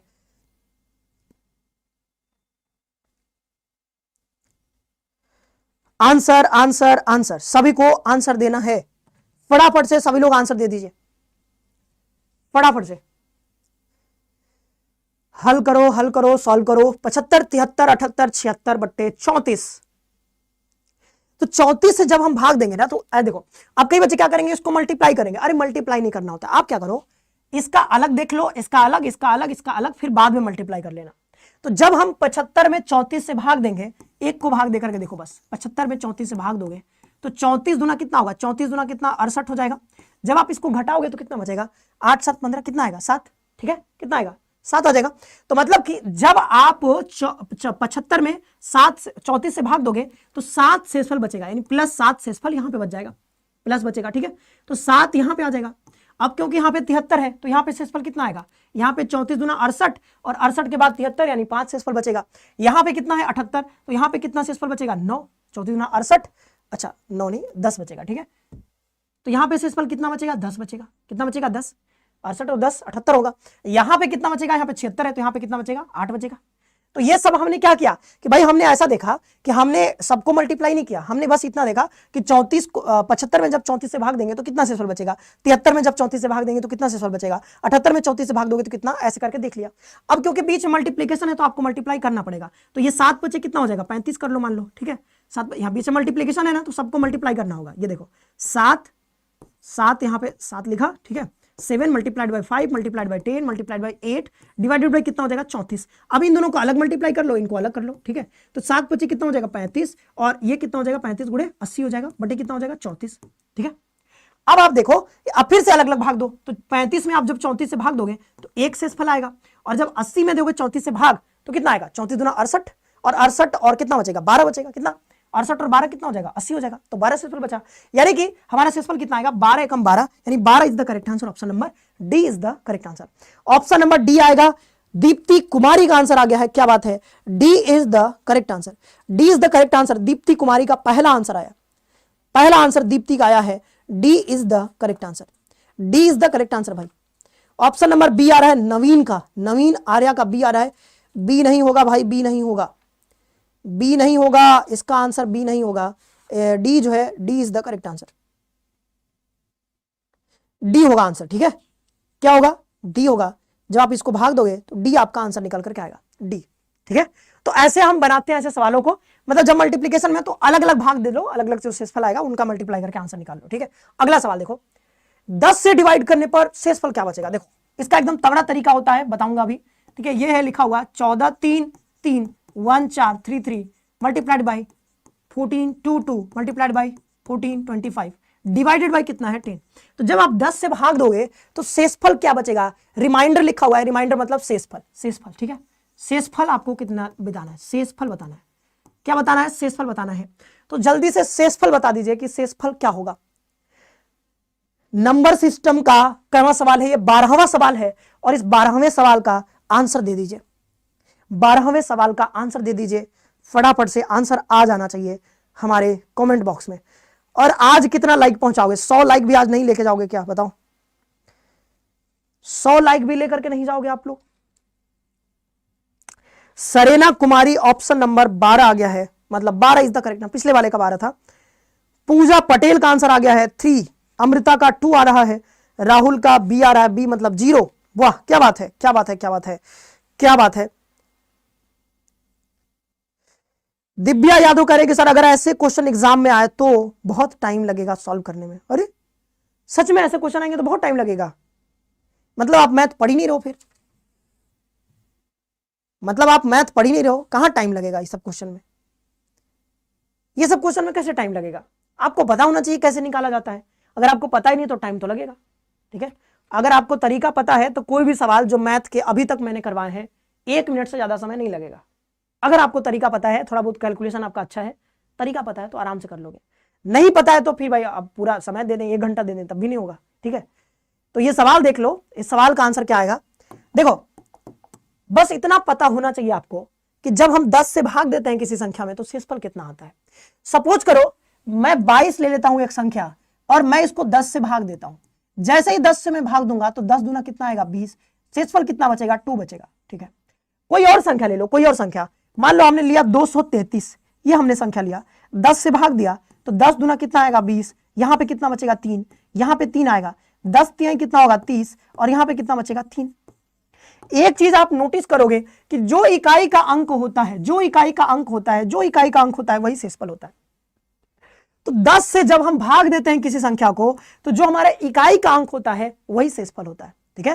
तो जब 10 से भाग देंगे तो जो हमारा इकाई का अंक होगा वही हमारा शेषफल होगा, ठीक है। तो इकाई का अंक इज द रिमाइंडर, यानी unit digit is the remainder when we divide any number by 10। कोई भी नंबर हो अगर आप 10 से भाग दोगे तो जो यूनिट डिजिट होगा संख्या का वही आपका रिमाइंडर होगा। तो मतलब कि इस संख्या को जब आप 10 से भाग दोगे तो 3 आपका आएगा यूनिट रिमाइंडर, ठीक है। क्या आएगा, क्योंकि जो यूनिट डिजिट होगा वही हमारा क्या होगा रिमाइंडर होगा। तो यानी कि 3 हमारा हो जाएगा रिमाइंडर, यहाँ पे 2 रिमाइंडर हो जाएगा और यहाँ पे 5 रिमाइंडर हो जाएगा। तो अब क्या करेंगे भाई, 3 आ गया ऊपर रिमाइंडर, फिर मल्टीप्लाई है बीच में तो मल्टीप्लाई कर देंगे, 2 आ जाएगा, फिर उधर 5 है तो 5, 10 कर देंगे, बटे है तो 10 10 ही रहेगा। अब इसको आप देखोगे तो ये कितना हो जाएगा, 5 में 10 किया कितना हो जाएगा 30, और 30 में जब 10 से भाग दोगे ये सब कट जाएगा, यानी भाग पूरा पूरा चल जाएगा, तो शेषफल आएगा 0। कितना आएगा शेषफल 0 is the correct answer, 0 is the correct answer, ठीक है। 0 इज द करेक्ट आंसर। अब बताओ अगला सवाल, अगला सवाल,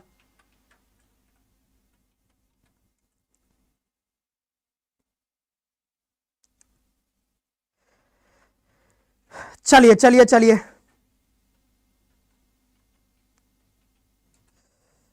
अनुज जौनपुर की शादी, जौनपुर किया शादी, ऐसे क्या नाम है आपका, एग्जाम में ऐसे ही क्वेश्चन आएंगे। हाँ बिल्कुल आएंगे, ठीक है, इसमें कोई डाउट है क्या। सर हम बोले थे नहीं लाया। अगला सवाल, अगला सवाल, अब ये देखो कह रहे हैं ऐसा सवाल आता है क्या, अरे ये सवाल देखो, ये सवाल करवा रहा हूं ना, ऐसा सवाल आ चुका है आपके एग्जाम में, ठीक है।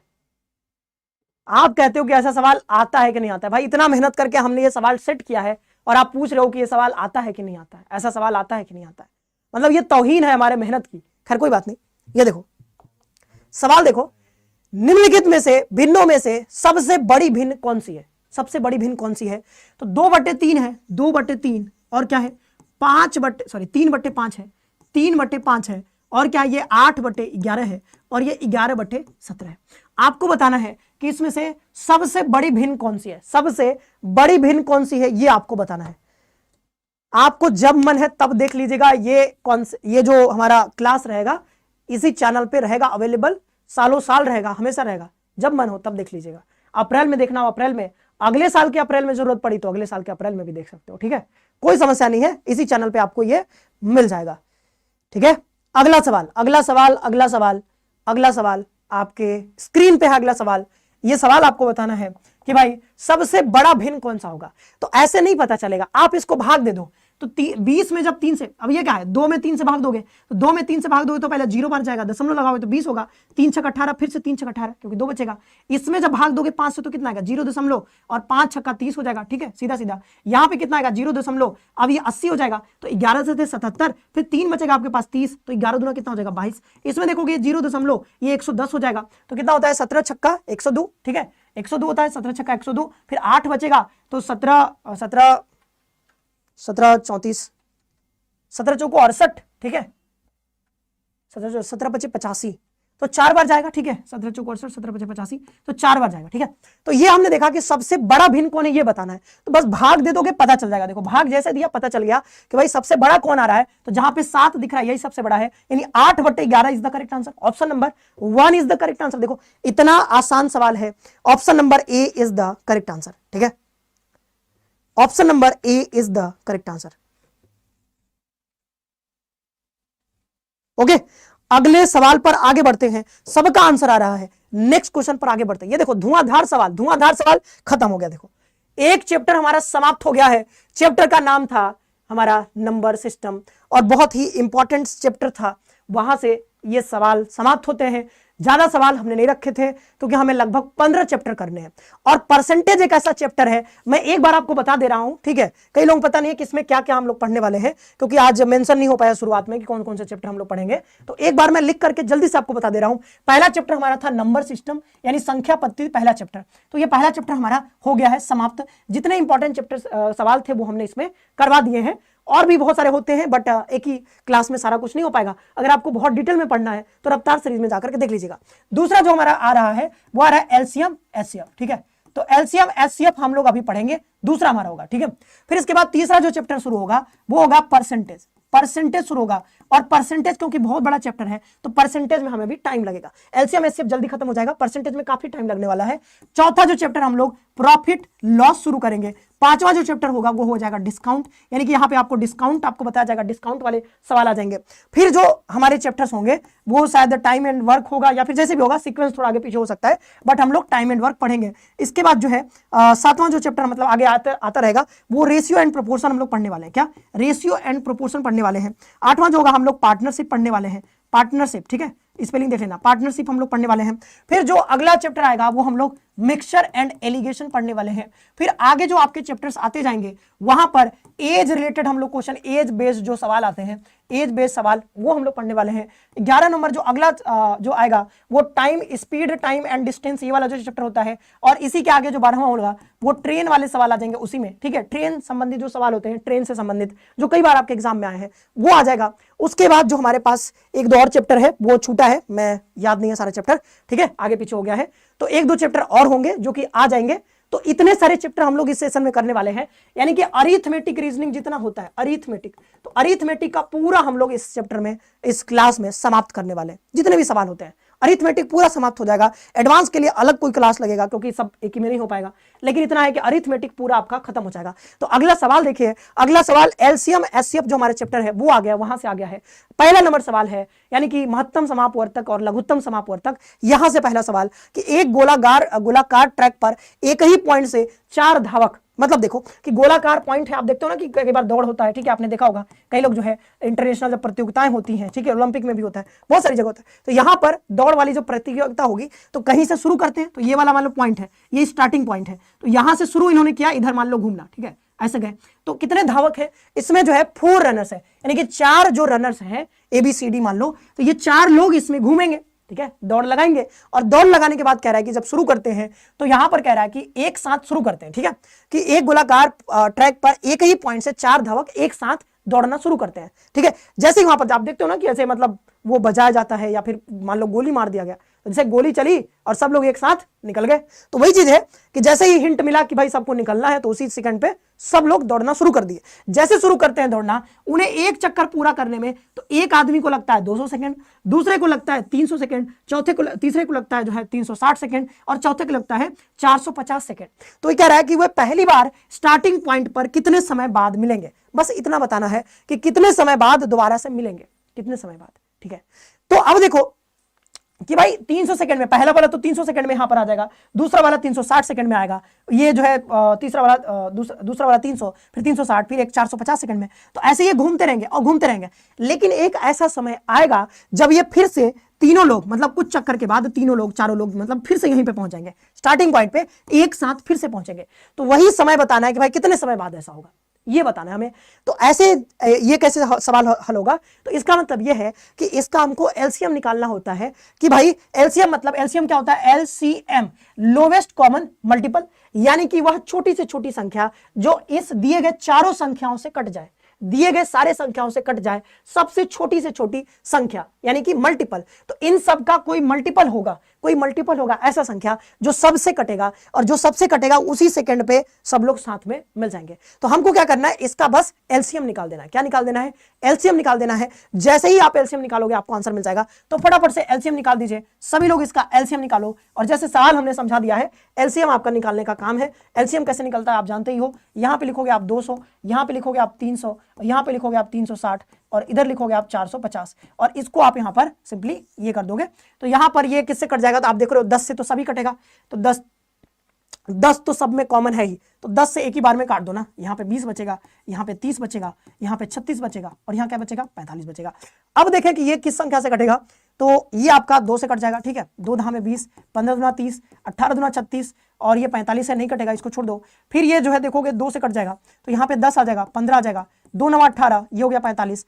अब ये 5 आएगा, 5 ये 3 से कट जाएगा तो यहाँ पर 5, 3 5 15, 3 3 9, यहाँ पे 15, यहाँ 45। फिर ये 3 से कट जाएगा तो यहाँ पर जो आपका हो जाएगा 5 5 1, ये 5, तो यहाँ पे 5 से कट जाएगा। अब इसको बस क्या करोगे, आप गुणा कर दोगे, आपका आंसर निकल जाएगा। ये 10 दूना 20, 20 दूना 40, 40 से कितना हो जाएगा 120, ठीक है, और 120 में आप क्या कर दोगे 5 से 15 से गुणा, ठीक है, तो 120 गुणे क्या कर दोगे आप 15 कर दोगे तो आंसर निकल जाएगा 12 25 60 और 12 कम 12, ठीक है, यहाँ से 0 6 2 8 1, 1800 सेकंड बाद ये दोबारा से मिल जाएंगे, ठीक है, 1800 सेकंड बाद। यानी क्या है, सिर्फ आपको क्या करना है, सिर्फ आपको क्या करना है, एलसीएम निकालना है, आंसर मिल जाएगा। हो सकता है कि 10th के क्लास में आपका ऐसा सवाल हो, और मैंने कहा है कि भाई जो आपके सवाल पूछे जाते हैं वो 10th के लेवल के ही सवाल होते हैं, ऐसा थोड़ी कि बहुत हाई फाई सवाल आता है। 10th के लेवल पे जो सवाल आप पढ़ते हो वही सारे सवाल यहाँ पे आपको देखने को लगभग मिलेंगे। बस यहाँ पर यह है कि आपको थोड़ा अच्छा तरीका भी देखने को मिलेगा। अभी जब परसेंटेज आएगा तो वहाँ पे बहुत सारे ऐसे तरीके मिलेंगे जो आप कहोगे कि भाई क्या मजा आ गया, एकदम जल्दी सवाल हो रहे हैं, ठीक है। ये सवाल देखो, 4 अंकों की सबसे बड़ी संख्या बताइए जो 3 5 7 9 से भाग देने पर क्रमशः 1 2 5 7। अगर आपने हमारा रफ्तार सीरीज देखा है जो कि यूट्यूब पे ही है, रफ्तार सीरीज जिसमें हमने एलसीएम एचसीएफ का पूरा कॉन्सेप्ट आपको बताया था, अगर आपको पता है वो क्लास अगर आपने देखा है तो आप ये सवाल तुरंत बता सकते हो, तुरंत बना सकते हो। कह रहा है कि 4 अंकों की सबसे बड़ी संख्या बताइए, सबसे बड़ी संख्या जो दिए गए सारे संख्याओं से कट जाए, मतलब एलसीएम पूछ रहा है कि कौन सी संख्या है जो, लेकिन एलसीएम से तो सवाल बनेगा, एलसीएम से बनेगा क्योंकि बड़ी से बड़ी संख्या पूछ रहा है, लेकिन 4 अंकों का है तो हमको 4 अंकों की संख्या का भी सहारा लेना पड़ेगा। तो पहले ये देख लो कि भाई इन सब का एलसीएम क्या है, यानी कोई भी संख्या, जैसे मैं बोलूं कि 2 और 3 से कौन सी संख्या कटेगी, एलसीएम निकालोगे पता चल जाएगा। तो 2 3 6, यानी कि 6 एक ऐसी संख्या है जो इन दोनों से कट जाएगा, 6 एक ऐसी संख्या है जो दोनों से कट जाएगा। तो 6 का 2 गुना यानी 12 भी कटेगा, 12 दूना 24 करोगे तब भी कटेगा, ठीक है, 18 भी कटेगा। तो मतलब इसका मल्टीपल यानी कि इसका एलसीएम निकालोगे, इसका एलसीएम निकालोगे तो जो संख्या दिया गया है कि भाई इस संख्या से कौन सा संख्या कटेगा नहीं कटेगा, तो इसका एलसीएम निकालोगे तो 6 आएगा, यानी 6 जो होगा इन दोनों से कटेगा। तो 6 का जो मल्टीपल होगा 12 18 24 30 36, वो सारी संख्याएं 2 और 3 से भी कटेंगी। तो हमें ऐसा संख्या ढूंढना है जो 4 अंकों की सबसे बड़ी से बड़ी संख्या हो और जो इन सबसे कट जाए, और कटने के बाद के भाग देने पर इतना शेषफल भी बचना चाहिए, ठीक है। तो पहले तो हम ये देखते हैं भाई कि जो संख्या कहा जा रहा है उसका एलसीएम कितना आएगा। जिस संख्या से कह रहा है कि भाई इससे भाग देना है, तो उस संख्या जिस संख्या से भाग देना है उनका एलसीएम निकाल लो। तो जैसे 3 है, 5 है, 7 है और 9 है, इनका एलसीएम कैसे निकलेगा, तो क्योंकि सारी की सारी संख्याएं जो है प्राइम नंबर्स हैं तो सबको मल्टीप्लाई कर दो, सॉरी प्राइम नंबर नहीं, 9 प्राइम नंबर नहीं है, तो 3 तो इसी में शामिल हो जाएगा। तो 9 5 45 और 45 गुणे 7 कर दोगे तो आपको आंसर मिल जाएगा, मतलब आंसर नहीं बोल रहा हूं, मतलब एलसीएम मिल जाएगा। तो 7 5 35 का 5 हासिल 3, 7 चौका 28, 28 3 कितना होता है 31 होता है। तो 315 आपको मिल जाएगा, क्या 315 हमारा एलसीएम आ जाएगा, 315 हमारा एलसीएम आ जाएगा। यानी 315 वह छोटी छोटी संख्या है जो दिए गए इन सारे संख्याओं से कट जाएगा, लेकिन कह रहा है कि वह संख्या ढूंढना है जिसमें जब भाग दे तो ऐसा शेषफल भी बचना चाहिए, ऐसा शेषफल ही बचना चाहिए, और वो 4 अंकों की सबसे बड़ी से बड़ी संख्या होनी चाहिए, ठीक है, बड़ी से बड़ी संख्या। अब जैसे कहे कि भाई इतना शेषफल, मतलब जब हम 3 से भाग दे क्रमशः शेषफल, मतलब कि जब आप उस संख्या को 3 से भाग दोगे तो 1 शेषफल बचेगा, 5 से भाग दोगे तो 3 शेषफल बचेगा, 7 से भाग दोगे तो 5 शेषफल बचेगा, 9 से भाग दोगे तो 7 शेषफल बचेगा। जब ऐसे सवाल आते तो हमने कहा था कि ऐसे लिख लो आप 3 5 7 9, जो शेषफल है उसको नीचे लिख लो, ये देख लो 3 5 और 7, घटा के देखो तो यहाँ पे 2 आएगा, यहाँ भी घटाओगे तो 2 आएगा, यहाँ भी घटाओगे 2, यहाँ भी 2 घटाओगे, यानी सब जगह सेम बच रहा है। तो हमको लास्ट में जो हमारा आंसर आएगा उसमें से 2 घटाना होगा, अभी बाद में देखेंगे, ठीक है, उसका इसका जरूरत हमको लास्ट में पड़ेगा, अभी देख लेते हैं बस। तो 315 है, हमें क्या निकालना है 4 अंकों की सबसे बड़ी संख्या। तो 4 अंकों की सबसे बड़ी संख्या क्या होती है 999, ये होता है सबसे बड़ी से बड़ी संख्या। हम क्या करेंगे, इसको हम क्या करेंगे 999 को 315 हमारा एलसीएम है तो 315 से भाग दे देंगे, 315 से भाग दे दोगे तो कितना हो जाएगा 3 3 9 15 3 45, ठीक है। तो क्या हो जाएगा 3 बार भाग जाएगा, तो 3 3 900, 15 45 यानी 945 हो जाएगा। यहां से देखोगे 4 बचेगा, यहां से 5 यानी कि कितना बच गया, 54 बच गया। कितना, 54 बच गया। यहां से 9 नीचे उतर करके आएगा, कितनी बार जाएगा, तो आप देखोगे कि यहां पर एक बार जाएगा, तो यहां पे लिख दोगे आप 315, 4 बचेगा नीचे, यहां पे 3 आएगा, कितना बच गया, सॉरी यहां पर 234 आ गया। कितना, 234। यानी कि हमको वो संख्या ढूंढनी है जो 4 अंकों की सबसे बड़ी से बड़ी संख्या हो। तो अभी ये जो 9999 है, ये संख्या 315 से नहीं कट रहा है, यानी कि 234 शेषफल बच रहा है। तो अगर इस शेषफल को हम इसमें से घटा के गायब कर दें तो वो संख्या इतने से कट जाएगा। तो हम सिंपल कर रहे हैं कि भाई 9 में से ये 234 हम घटा देते हैं, तो 5 आ गया, यहां पर 6 आ गया, और यहां पर कितना आ गया, यहां पर आ गया आपका 7। ठीक है, कितना आ गया, 7 आ गया। ठीक है, और ये 9 आ गया। ठीक है, तो ये आ गया हमारा, देख लेना घटाने करके, हाँ 9, ये आ गया 9765।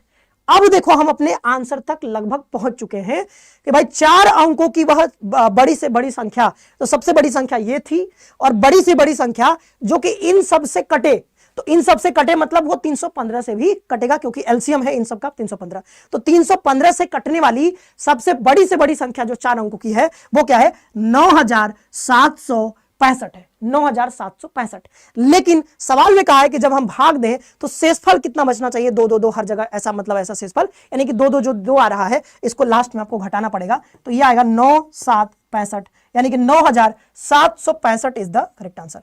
9763 9763 आएगा, तो 9763 यानी कि option number 1 is the correct answer. अब आप देखो, इसके लिए आप दूसरा तरीका भी अपना सकते थे। जैसे आपको क्या करना है, आपको चेक करना पड़ेगा, क्या करना पड़ेगा, चेक करना पड़ेगा। जैसे ये संख्या 3 से जब आप इसको भाग दोगे, 3 से भाग दोगे तो शेषफल कितना बचना चाहिए, 1 बचना चाहिए। तो आप चेक करोगे भाई इसमें 3 से भाग दो, क्या 1 शेषफल बचेगा, फिर आप 5 से भाग दे करके देखोगे क्या 1 शेषफल 3 शेषफल बचेगा क्या, फिर हम 7 से भाग दे करके देखेंगे क्या 5 शेषफल बचेगा, 9 से भाग देकर देखेंगे क्या 9 शेषफल 7 शेषफल बचेगा। अगर ऐसा हो रहा है तो वो ही हमारा आंसर होगा। नहीं तो जो प्रॉपर तरीका होता है वो तरीका पूरा हमने बता दिया है, ये समझाने में समय लग रहा है, लेकिन अगर आप खुद से करोगे तो बहुत ज्यादा समय आपको नहीं लगेगा, अगर आपको तरीका पता है। और अगर आप ऐसे करना चाहते हो तो डायरेक्ट भी कर सकते हो ऑप्शन की मदद से।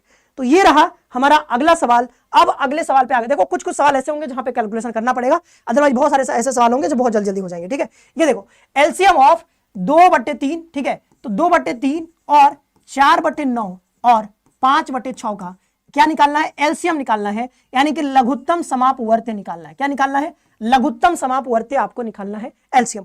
तो एलसीएम जब हम, ये क्या है, ये है एलसीएम ऑफ फ्रैक्शंस। तो मतलब फ्रैक्शंस का एलसीएम निकालना होता है, तो हमने क्या बताया था आपको कि आपको ऊपर वाले का एलसीएम और नीचे वाले को क्या निकालना होता है, एचसीएफ निकालना होता है। आंसर आपके हाथों में होगा। ठीक है, तो अगला सवाल यहां पर आ गया है। अगला सवाल बताइए क्या होगा अगला सवाल। एलसीएम मतलब होता है लघुत्तम समापवर्त्य, तो लघुत्तम समापवर्त्य आपको निकालना है। अगला सवाल आपके स्क्रीन पे है, अगला सवाल आपके स्क्रीन पे है।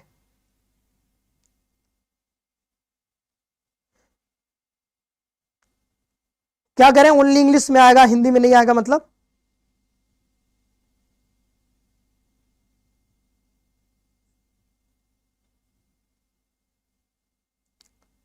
एलसीएम एचसीएफ हमने एप्लीकेशन पे नहीं पढ़ाया, ठीक है, नहीं पढ़ाया एलसीएम एचसीएफ, वो हमने यूट्यूब पे पढ़ाया है।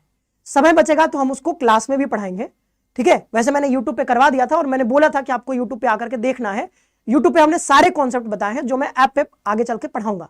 अगर समय मिलता है तो ऐप पे पढ़ाऊंगा, ठीक है, अदरवाइज यूट्यूब पे करवा चुके हैं। तो ऐसा नहीं है कि वहां पे कुछ और पढ़ाएंगे यहाँ पे कुछ और, ठीक है, ऐसा नहीं सोचना है आपको। ठीक है,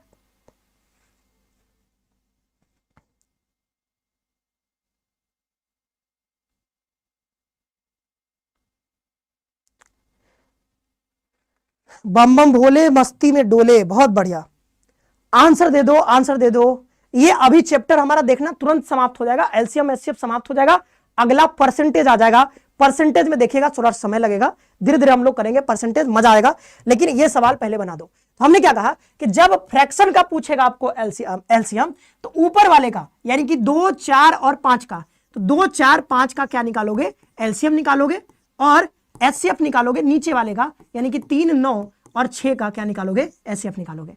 तो आप बता दो 2, 4 और 5 का एलसीएम कितना होगा, 2, 4 और 5 का एलसीएम कितना होगा, तो कितना हो जाएगा, 20 हो जाएगा, 20 हो जाएगा एलसीएम, बटे इनका एचसीएफ कितना हो जाएगा, तो 3 हो जाएगा। तो 20/3 is the correct answer. Option number B is the correct answer.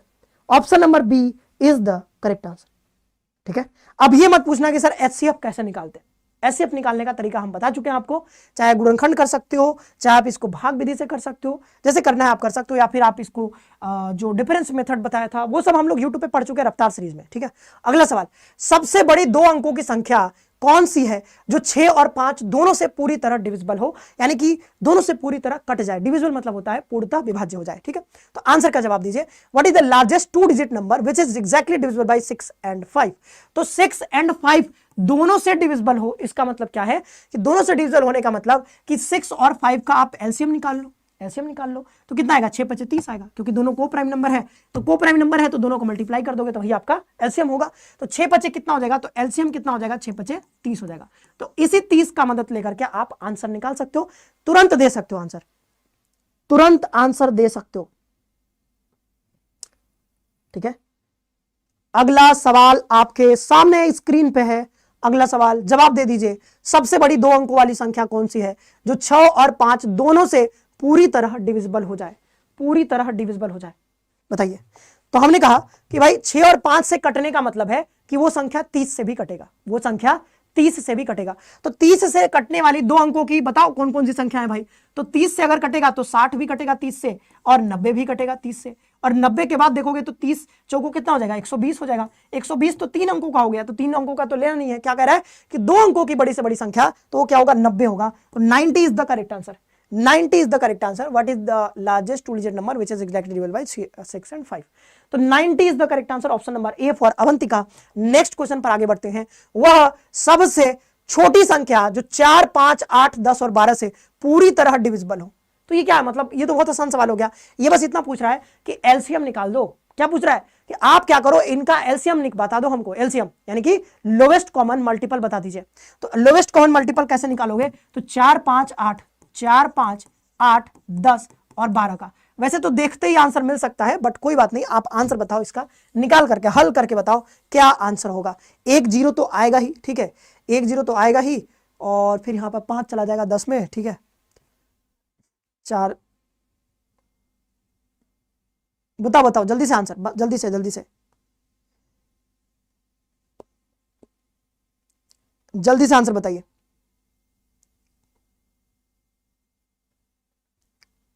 कितना हो जाएगा, 120 हो जाएगा। बहुत बढ़िया, बहुत बढ़िया, शानदार शानदार, सीधा सीधा दिख रहा था यहां से। 12 में अगर 0 बढ़ा दोगे वो सारी संख्या कट जाएंगी। ठीक है, सारी संख्याएं कट जाएंगी। सारी संख्या मतलब 120 से विभाजित हो जाएंगी। 120 जो है सारी संख्या से विभाजित हो जाएगा।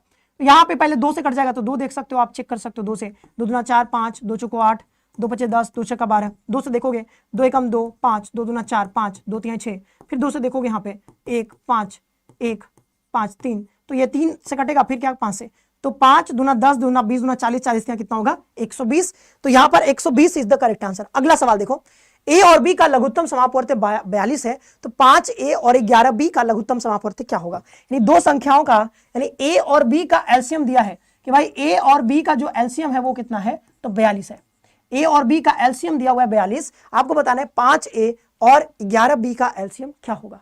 5a और 11b का एलसीएम क्या होगा, आपको अगले सवाल का आंसर दे देना है, फटाफट से जल्दी से बताना है। ठीक है, तो ए और बी का एलसीएम यहां पे दे दिया गया है। एलसीएम ए और बी का एलसीएम, तो आप जानते हो मान लो ए और बी दोनों अलग अलग संख्या है, दोनों को मल्टीप्लाई कर दोगे तो यही आपका एलसीएम होता है। तो ए गुणे बी का मान यहाँ पे दिया हुआ है एक तरह से। ठीक है, जैसे हम क्या करते हैं, जैसे भाई एक्स है वाई है, तो एलसीएम जब निकालते हो तो दोनों को ले लेते हैं ना, कि एक्स इंटू वाई ऐसे ले लेते हैं दोनों को। तो वही चीज है कि ए मल्टीप्लाइड बाई बी का मान दिया है 42, आपको 5a और 11b यानी कि दोनों को मल्टीप्लाई कर दो, यही तो होगा, दोनों को मल्टीप्लाई कर दो, ये इसी का आंसर पूछ रहा है। ठीक है, कि दोनों का एलसीएम बताइए।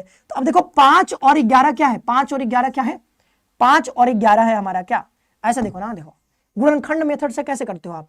5a को क्या लिख सकते हो, 5a को लिख सकते हो 5 मल्टीप्लाइड बाई ए, और 11b को क्या लिख सकते हो, 11 मल्टीप्लाइड बाई बी।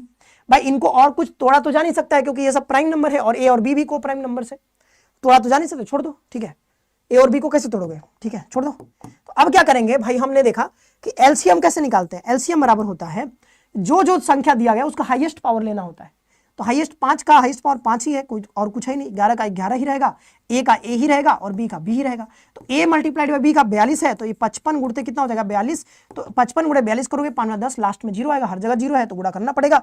तो 42 25, ठीक है देख लो 42 25 यहाँ पर देख लो, 4 5 20, 200 हो जाएगा, ठीक है 4 5 20, 200 इधर हो गया और आपका 5 दूना 10, 2000, ठीक है उड़ा करके देख लो 55 42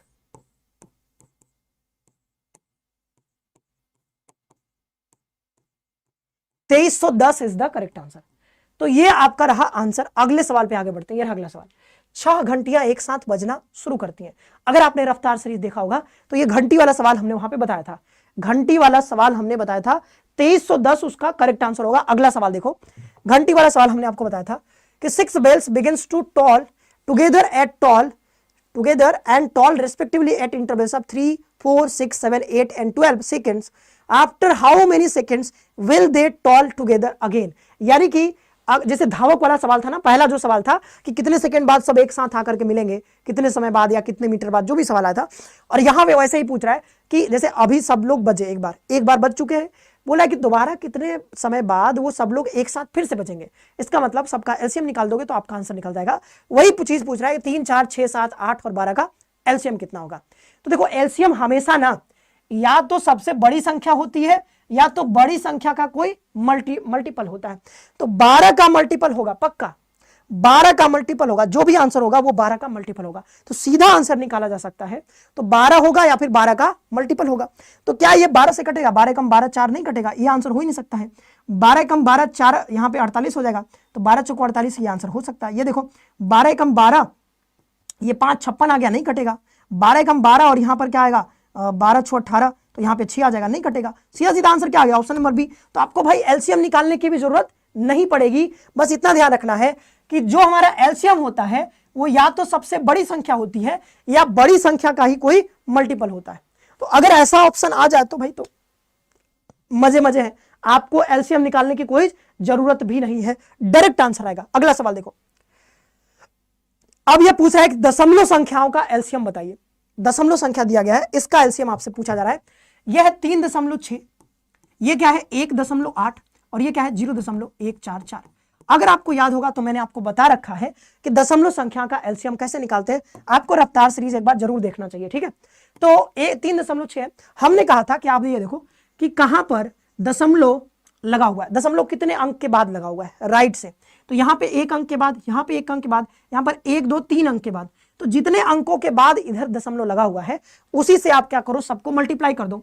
तो क्योंकि देखो 1 2 3 के बाद चौथे नंबर पे यहाँ पे है, ठीक है। तो आप क्या करो, 1 लिखो यहाँ पे दशमलव के लिए 1 लिखो और इसके आगे जितने डिजिट्स हैं उतनी बार 0। तो 1000 से यहाँ मल्टीप्लाई करो, सबको 1-1000 से मल्टीप्लाई कर दो, सबको 1-1000 से मल्टीप्लाई कर दो। जब मल्टीप्लाई करोगे तो दशमलव यहाँ पे मतलब 3 बार आगे बढ़ेगा, तो 3 बार आगे बढ़ेगा तो कितना आ जाएगा, फिर यहाँ पे 2 0 यानी 3600 आ जाएगा। यहाँ पे 3 बार आगे बढ़ेगा तो ये कितना आ जाएगा 1800, और यहाँ पे देखोगे ये कितना आ जाएगा, क्योंकि दशमलव तो यहाँ पे, तो ये कितना आएगा 144। कितना आएगा 144। अब आपसे बस इतना पूछ रहा है कि इन सब का एलसीएम क्या होगा, तो एलसीएम निकाल लो जल्दी से सबका। तो 3600 1800 और 144 का एलसीएम आपको बताना है। तो एलसीएम क्या होता है, अभी बताया कि एलसीएम या तो सबसे बड़ी संख्या होती है या तो बड़ी संख्या का कोई मल्टीपल होगा। तो भाई 3600 से कोई बड़ी संख्या है ही नहीं इसमें, तो मतलब एलसीएम हमारा तो 3600 ही होगा ना। 1800 से भी कट जाएगा, 144 से भी 3600 कट जाएगा, ठीक है। 144 से 3600 कट जाएगा, ठीक है। तो सब कट जाएगा, तो मतलब 3600 आएगा हमारा एलसीएम। तो एलसीएम कितना आया है, 3600 आया है। लेकिन हमारा ये एग्जैक्ट एलसीएम नहीं है, क्यों? क्योंकि हमने यहाँ पर 1-1000 से सब में मल्टीप्लाई कर रखा है, तो 1000 से आपको भाग भी देना होगा लास्ट में। तो कितना आएगा 3.6, यानी option number A for Avantika, आओ कभी चलते हैं चाय पे, is the correct answer. Option number A for Avantika is the correct answer. अगले सवाल पर आगे बढ़ते हैं। ये रहा अगला सवाल, द एलसीएम ऑफ, ऐसा सवाल देखो आपके एग्जाम में ऑलरेडी आ चुका है। सवाल देखो, पढ़ो, आंसर बताओ। यहां पे लिखा है x² माइनस 8x प्लस 15, इसको हल करना होगा आपको, यानी क्वाड्रेटिक इक्वेशन को सॉल्व करना होगा। सॉल्व कैसे करेंगे, तो मतलब जोड़ने पे आपको आना चाहिए कितना 8 और गुणा करने पे कितना 15। क्वाड्रेटिक इक्वेशन आप जानते होंगे, जब हम लोग पढ़ेंगे ना अलजेब्रा तो आपको ये भी बताएंगे कि कैसे निकाला जाता है, लेकिन अभी आज हमारा वो टॉपिक नहीं है। तो हमको लगता है कि ये सब आप लोग पहले से जानते होंगे कि भाई एलसी ये मतलब गुणनखंड क्वाड्रेटिक इक्वेशन का गुणनखंड कैसे निकाला जाता है, फैक्टराइजेशन कैसे किया जाता है, क्वाड्रेटिक इक्वेशन को सॉल्व कैसे किया जाता है, द्विघात समीकरण कक्षा 7 या 8 में आप लोग पढ़े होंगे। ठीक है, तो हमने कहा कि भाई जोड़ने पे हमें प्लस है, जोड़ने पे 8 और गुणा करने पे 15, तो 5 के 15 होता है, यानी कि x माइनस 5 आ जाएगा, इसको गुणनखंड करोगे और x माइनस 3 आ जाएगा। दूसरा क्या लिखा है, दूसरा लिखा है यहाँ पर x square minus 5x, x square minus 5x और है आपके पास 6, यानी कि जोड़ने पे 5 और गुणा करने पर 6, यानी क्या होगा x माइनस 3 और x माइनस 2। तो ये हमने क्या कर दिया, गुणनखंड कर दिया। तो अब क्या करना है, इनका क्या निकालना है, एलसीएम निकालना है। तो एलसीएम कैसे निकलता है, तो ये है आपका यहाँ ये है और ये है, तो इनका एलसीएम निकालना है। एलसीएम कैसे निकालेंगे, सबसे हाईएस्ट पावर लो, तो इसका पावर 1 है, इसका पावर 1 है, तो सबका पावर तो 1 ही है, तो क्या करेंगे, एलसीएम कैसे निकलेगा, तो एलसीएम बराबर निकल जाएगा, यहाँ पे x माइनस 5 है तो x माइनस 5 को सीधे सीधे लिख दो, और क्योंकि x माइनस 3 यहाँ भी है लेकिन पावर में 1 ही है दोनों जगह, तो x माइनस 3 के पावर में 1 लेना होगा। ठीक है, तो ये हमने ले लिया, और यहाँ पे क्या बच गया, x माइनस 2, तो x माइनस 2 को ले लिया, तो यही आपका क्या हो जाएगा, आंसर हो जाएगा। तो x माइनस 5, x माइनस 3 और क्या आएगा, x माइनस 2। तो यहाँ पर is the correct answer option number A for Avantika is the correct answer. समझ में आ गया, ये रहा आपका ऑप्शन नंबर ए। अगला सवाल, ऐसा भी सवाल आपके एग्जाम में आ चुका है, मतलब एक बड़ा सा ऐसा ही सवाल था, और जब कॉन्सेप्ट पता होता तो वो भी मिलान करने के लिए आया होता सवाल। What is the HCF of 2 के पावर 3, एचसीएफ निकालना है 2 के पावर 3 का, 2 के पावर 3 मल्टीप्लाइड बाई 3 के पावर 4 एंड 2 के पावर 5 मल्टीप्लाइड बाई 3 के पावर 2, इनका आपको क्या निकालना है, एचसीएफ। एचसीएफ कैसे निकलता है, एचसीएफ में हम देखते हैं कि कॉमन क्या है, जो कॉमन होता है वही होता है, लेकिन कॉमन में भी जो लोवेस्ट पावर होता है वही हमारा जो है यहाँ पर एचसीएफ निकलता है। तो एचसीएफ हम कैसे निकालेंगे, HCF is equal to HCF is equal to, तो यहाँ पे देखा 2, यहाँ भी 2, लेकिन 2 दोनों जगह कॉमन है, और यहाँ पे 3 है पावर, यहाँ पे 5 है, तो जो लोवेस्ट कॉमन होता है वही लेते हैं। तो 2 लेंगे, लेकिन पावर में जो लोवेस्ट है यानी कि 3 लेना पड़ेगा, यहाँ पे 3, यहाँ पे 3 ले लेंगे, लेकिन लोवेस्ट पावर क्या है, 2 है, यही हमारा आंसर होगा। 2 के पावर 3 और 3 के पावर 2, 2 के पावर 3 और 3 के पावर 2, यानी कि option number C for Kattappa is the correct answer. Kattappa भाई, कटप्पा हाईएस्ट पावर फैक्टर, हाँ कटप्पा इसका आंसर हो जाएगा। अगले सवाल पर आगे बढ़ते हैं, ये रहा अगला सवाल। यहाँ पे क्या है, यहाँ पे फ्रैक्शन दिया गया है 4/5, 4/5, 6/8 और क्या है 8/25, इनका एचसीएफ निकालना है। तो जब एचसीएफ पूछेगा तो आप क्या, जैसे एलसीएम पूछेगा तो आप ऊपर वाले का एलसीएम यानी जो ऊपर दिया है अंश, तो जो अंश होगा यानी न्यूमरेटर, तो न्यूमरेटर का आप क्या करोगे, एलसीएम पूछेगा तो एलसीएम निकालोगे, नीचे वाले का एचसीएफ। जब आपको एचसीएफ पूछेगा तो ऊपर वाले का आपको एचसीएफ निकालना होता है, तो एचसीएफ आप क्या करोगे, 4, 6 और 8 इनका एचसीएफ निकलेगा, और नीचे वाले का एलसीएफ निकालेंगे तो 5, 8 और 25 का एचसीएफ निकालोगे, तो यहां पर आपका आंसर मिल जाएगा।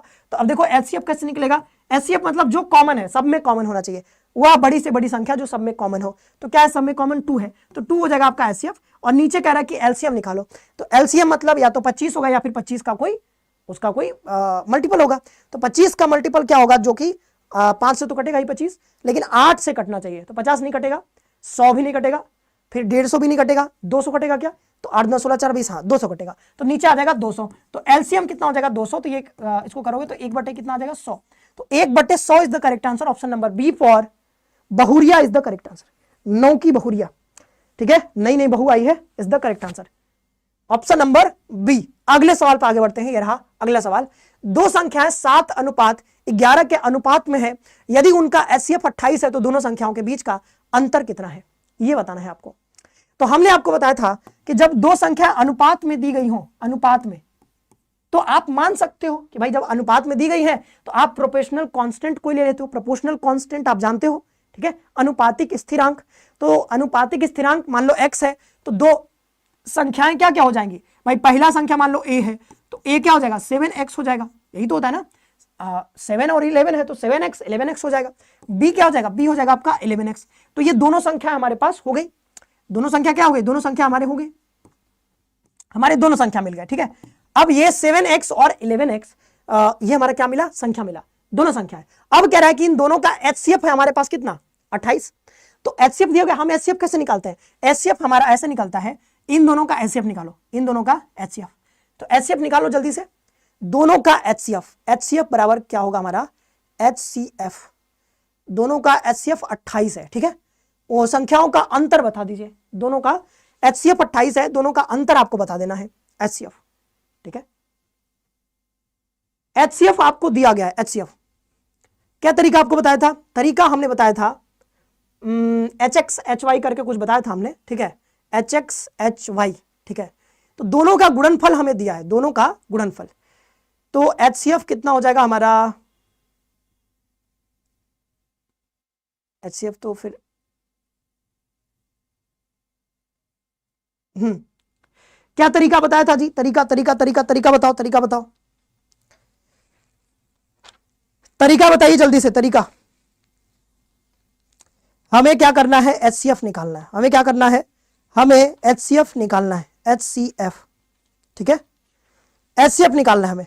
क्या आंसर आ रहा है, ऑप्शन नंबर सी, बहुत बढ़िया, क्या बात है, ऑप्शन नंबर सी आने लगा है, क्या बात है, ऑप्शन नंबर सी बढ़िया है, ऑप्शन नंबर सी।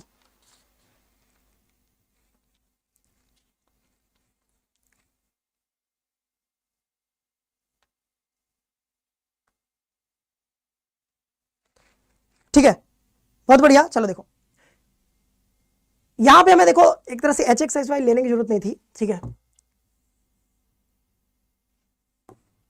देखो हमने HCF LCM अगर आपने पढ़ा है तो हमने कहा था कि अगर दो संख्याएं, दोनों में अनुपात दिया गया है, दो संख्याएं 7 और 11 हैं, तो दोनों क्या है, एक तरह से को प्राइम नंबर है, दोनों क्या है, को प्राइम नंबर है। तो जब दो संख्याएं को प्राइम है और उनका HCF अगर मान लो H है और दो संख्याएं क्या है, A और B है, और ये दोनों संख्याएं क्या है, को प्राइम नंबर है, क्या है, को प्राइम नंबर है। तो हमने आपको बताया था कि जब दो संख्या को प्राइम हो और उनका HCF H हो तो पहला संख्या HS होता है और दूसरा संख्या क्या होता है, सॉरी HX नहीं, यहां पे X नहीं है, तो HA होगा, पहला संख्या क्या होगा HA और दूसरा संख्या क्या होगा HB होगा।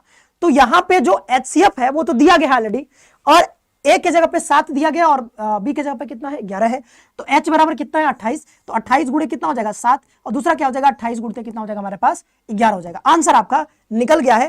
पूछ रहा है दोनों के बीच का अंतर कितना है, तो अंतर मतलब अंतर निकाल दो, तो 28 गुणे 7 डिफरेंस 28 गुणे 11 कर दो, ये डिफरेंस ले लो, ठीक है। तो आप यहां पे क्या कर लो, 28 को कॉमन ले लो, तो यहां पर क्या हो जाएगा 7 डिफरेंस 11, तो बराबर 28 गुणे कितना हो जाएगा 7 4 11, तो 8 चौको 32, लास्ट में 2 आएगा, यानी option number C is the correct answer. Option number C is the correct answer, option number C is the correct answer, option number C. 100 likes पहुंचा दो भाई, 100 लाइक्स पहुंचा दो, 100 लाइक्स, ठीक है, 100 लाइक पहुंचाओ जल्दी से, 100 लाइक पहुंचाओ, तो दूसरा चैप्टर शुरू करेंगे जिसका नाम है परसेंटेज, जहां से सबसे ज्यादा सवाल आते हैं परसेंटेज से। परसेंटेज शुरू करेंगे इसके बाद। एलसीएम एचसीएफ तो मतलब हल्का चैप्टर है, उतना ज्यादा सवाल नहीं आता है, लेकिन लेकिन लेकिन जो परसेंटेज का चैप्टर है इतना ज्यादा इंपॉर्टेंट है कि हमने वहां से, जैसे इसमें मान लो हमने 15-16 सवाल रखे हैं, तो उसमें हमने लगभग 35 सवाल रखे हैं। क्यों रखे हैं आपको समझ में आ जाएगा, क्योंकि वहां से सबसे ज्यादा सवाल पूछे जाते हैं, ठीक है। सवाल देखो, दो संख्याओं का योग 1224 है, उनका एचसीएफ कितना है 68 है, ऊपर दी गई शर्त को पूरा करने वाली संख्याओं के जोड़ क्या है। शर्त को, कौन सा शर्त भाई, the sum of two numbers is 1224, मतलब दो संख्याएं उनका सम कितना है 1224 है, उनका एचसीएफ जो है वो कितना है 68 है। तो अभी कहा मान लो कि दो co prime number, to co prime numbers कौन कौन से हैं, एक्स है और क्या है वाई है, और उनका एचसीएफ अगर कितना है एच है, एचसीएफ कितना है, दोनों का एचसीएफ कितना है मान लो एच है, तो हमने भी बताया कि संख्या क्या होगा, पहला संख्या एच एक्स होगा, दूसरा संख्या क्या होगा एच वाई होगा। तो भाई एच के जगह पे यानी एचसीएफ कितना दिया, एचसीएफ तो ऑलरेडी दिया है, कितना दिया है 68 दिया है ना, 68 ऑलरेडी दिया है, तो ये कितना हो जाएगा 68 एक्स और ये कितना हो जाएगा 68 वाई, ठीक है। अब कह रहा है कि दोनों संख्याओं, the sum of two numbers, यानी दोनों संख्याओं का जो सम है वो कितना है, वो है 1224 के बराबर, 1224 है, तो यहां पर 1100 लिख दिया है, 1224 कितना है, यह है 1224। अब हमने कहा कि 68 को कॉमन ले लो तो x प्लस वाई हो जाएगा और बराबर कितना हो जाएगा 1224, ठीक है। अब अगर आप इसको फर्दर हल करोगे, 68 को उधर ले जाओगे तो x प्लस वाई बराबर कितना हो जाएगा। अब आप यहां पे देख लो, 1224 में 68 से भाग दे दो, कितना से 68 से भाग दे दो, तो 68 से भाग दे दोगे तो कितना आ जाएगा, जल्दी से देखो कितना आ जाएगा, जल्दी से फटाफट से कितना आएगा, 1268 में भाग दोगे 8 चौको 32, 68 दूना कितना होगा 60 दूना 120, 8 दूना 16, तो मतलब वो तो ज्यादा चला जाएगा, तो एक ही बार भाग जाएगा, ठीक है, तो एक बार ही भाग जाएगा, 3 बार जाएगा, 3 बार, 3 3 नहीं 3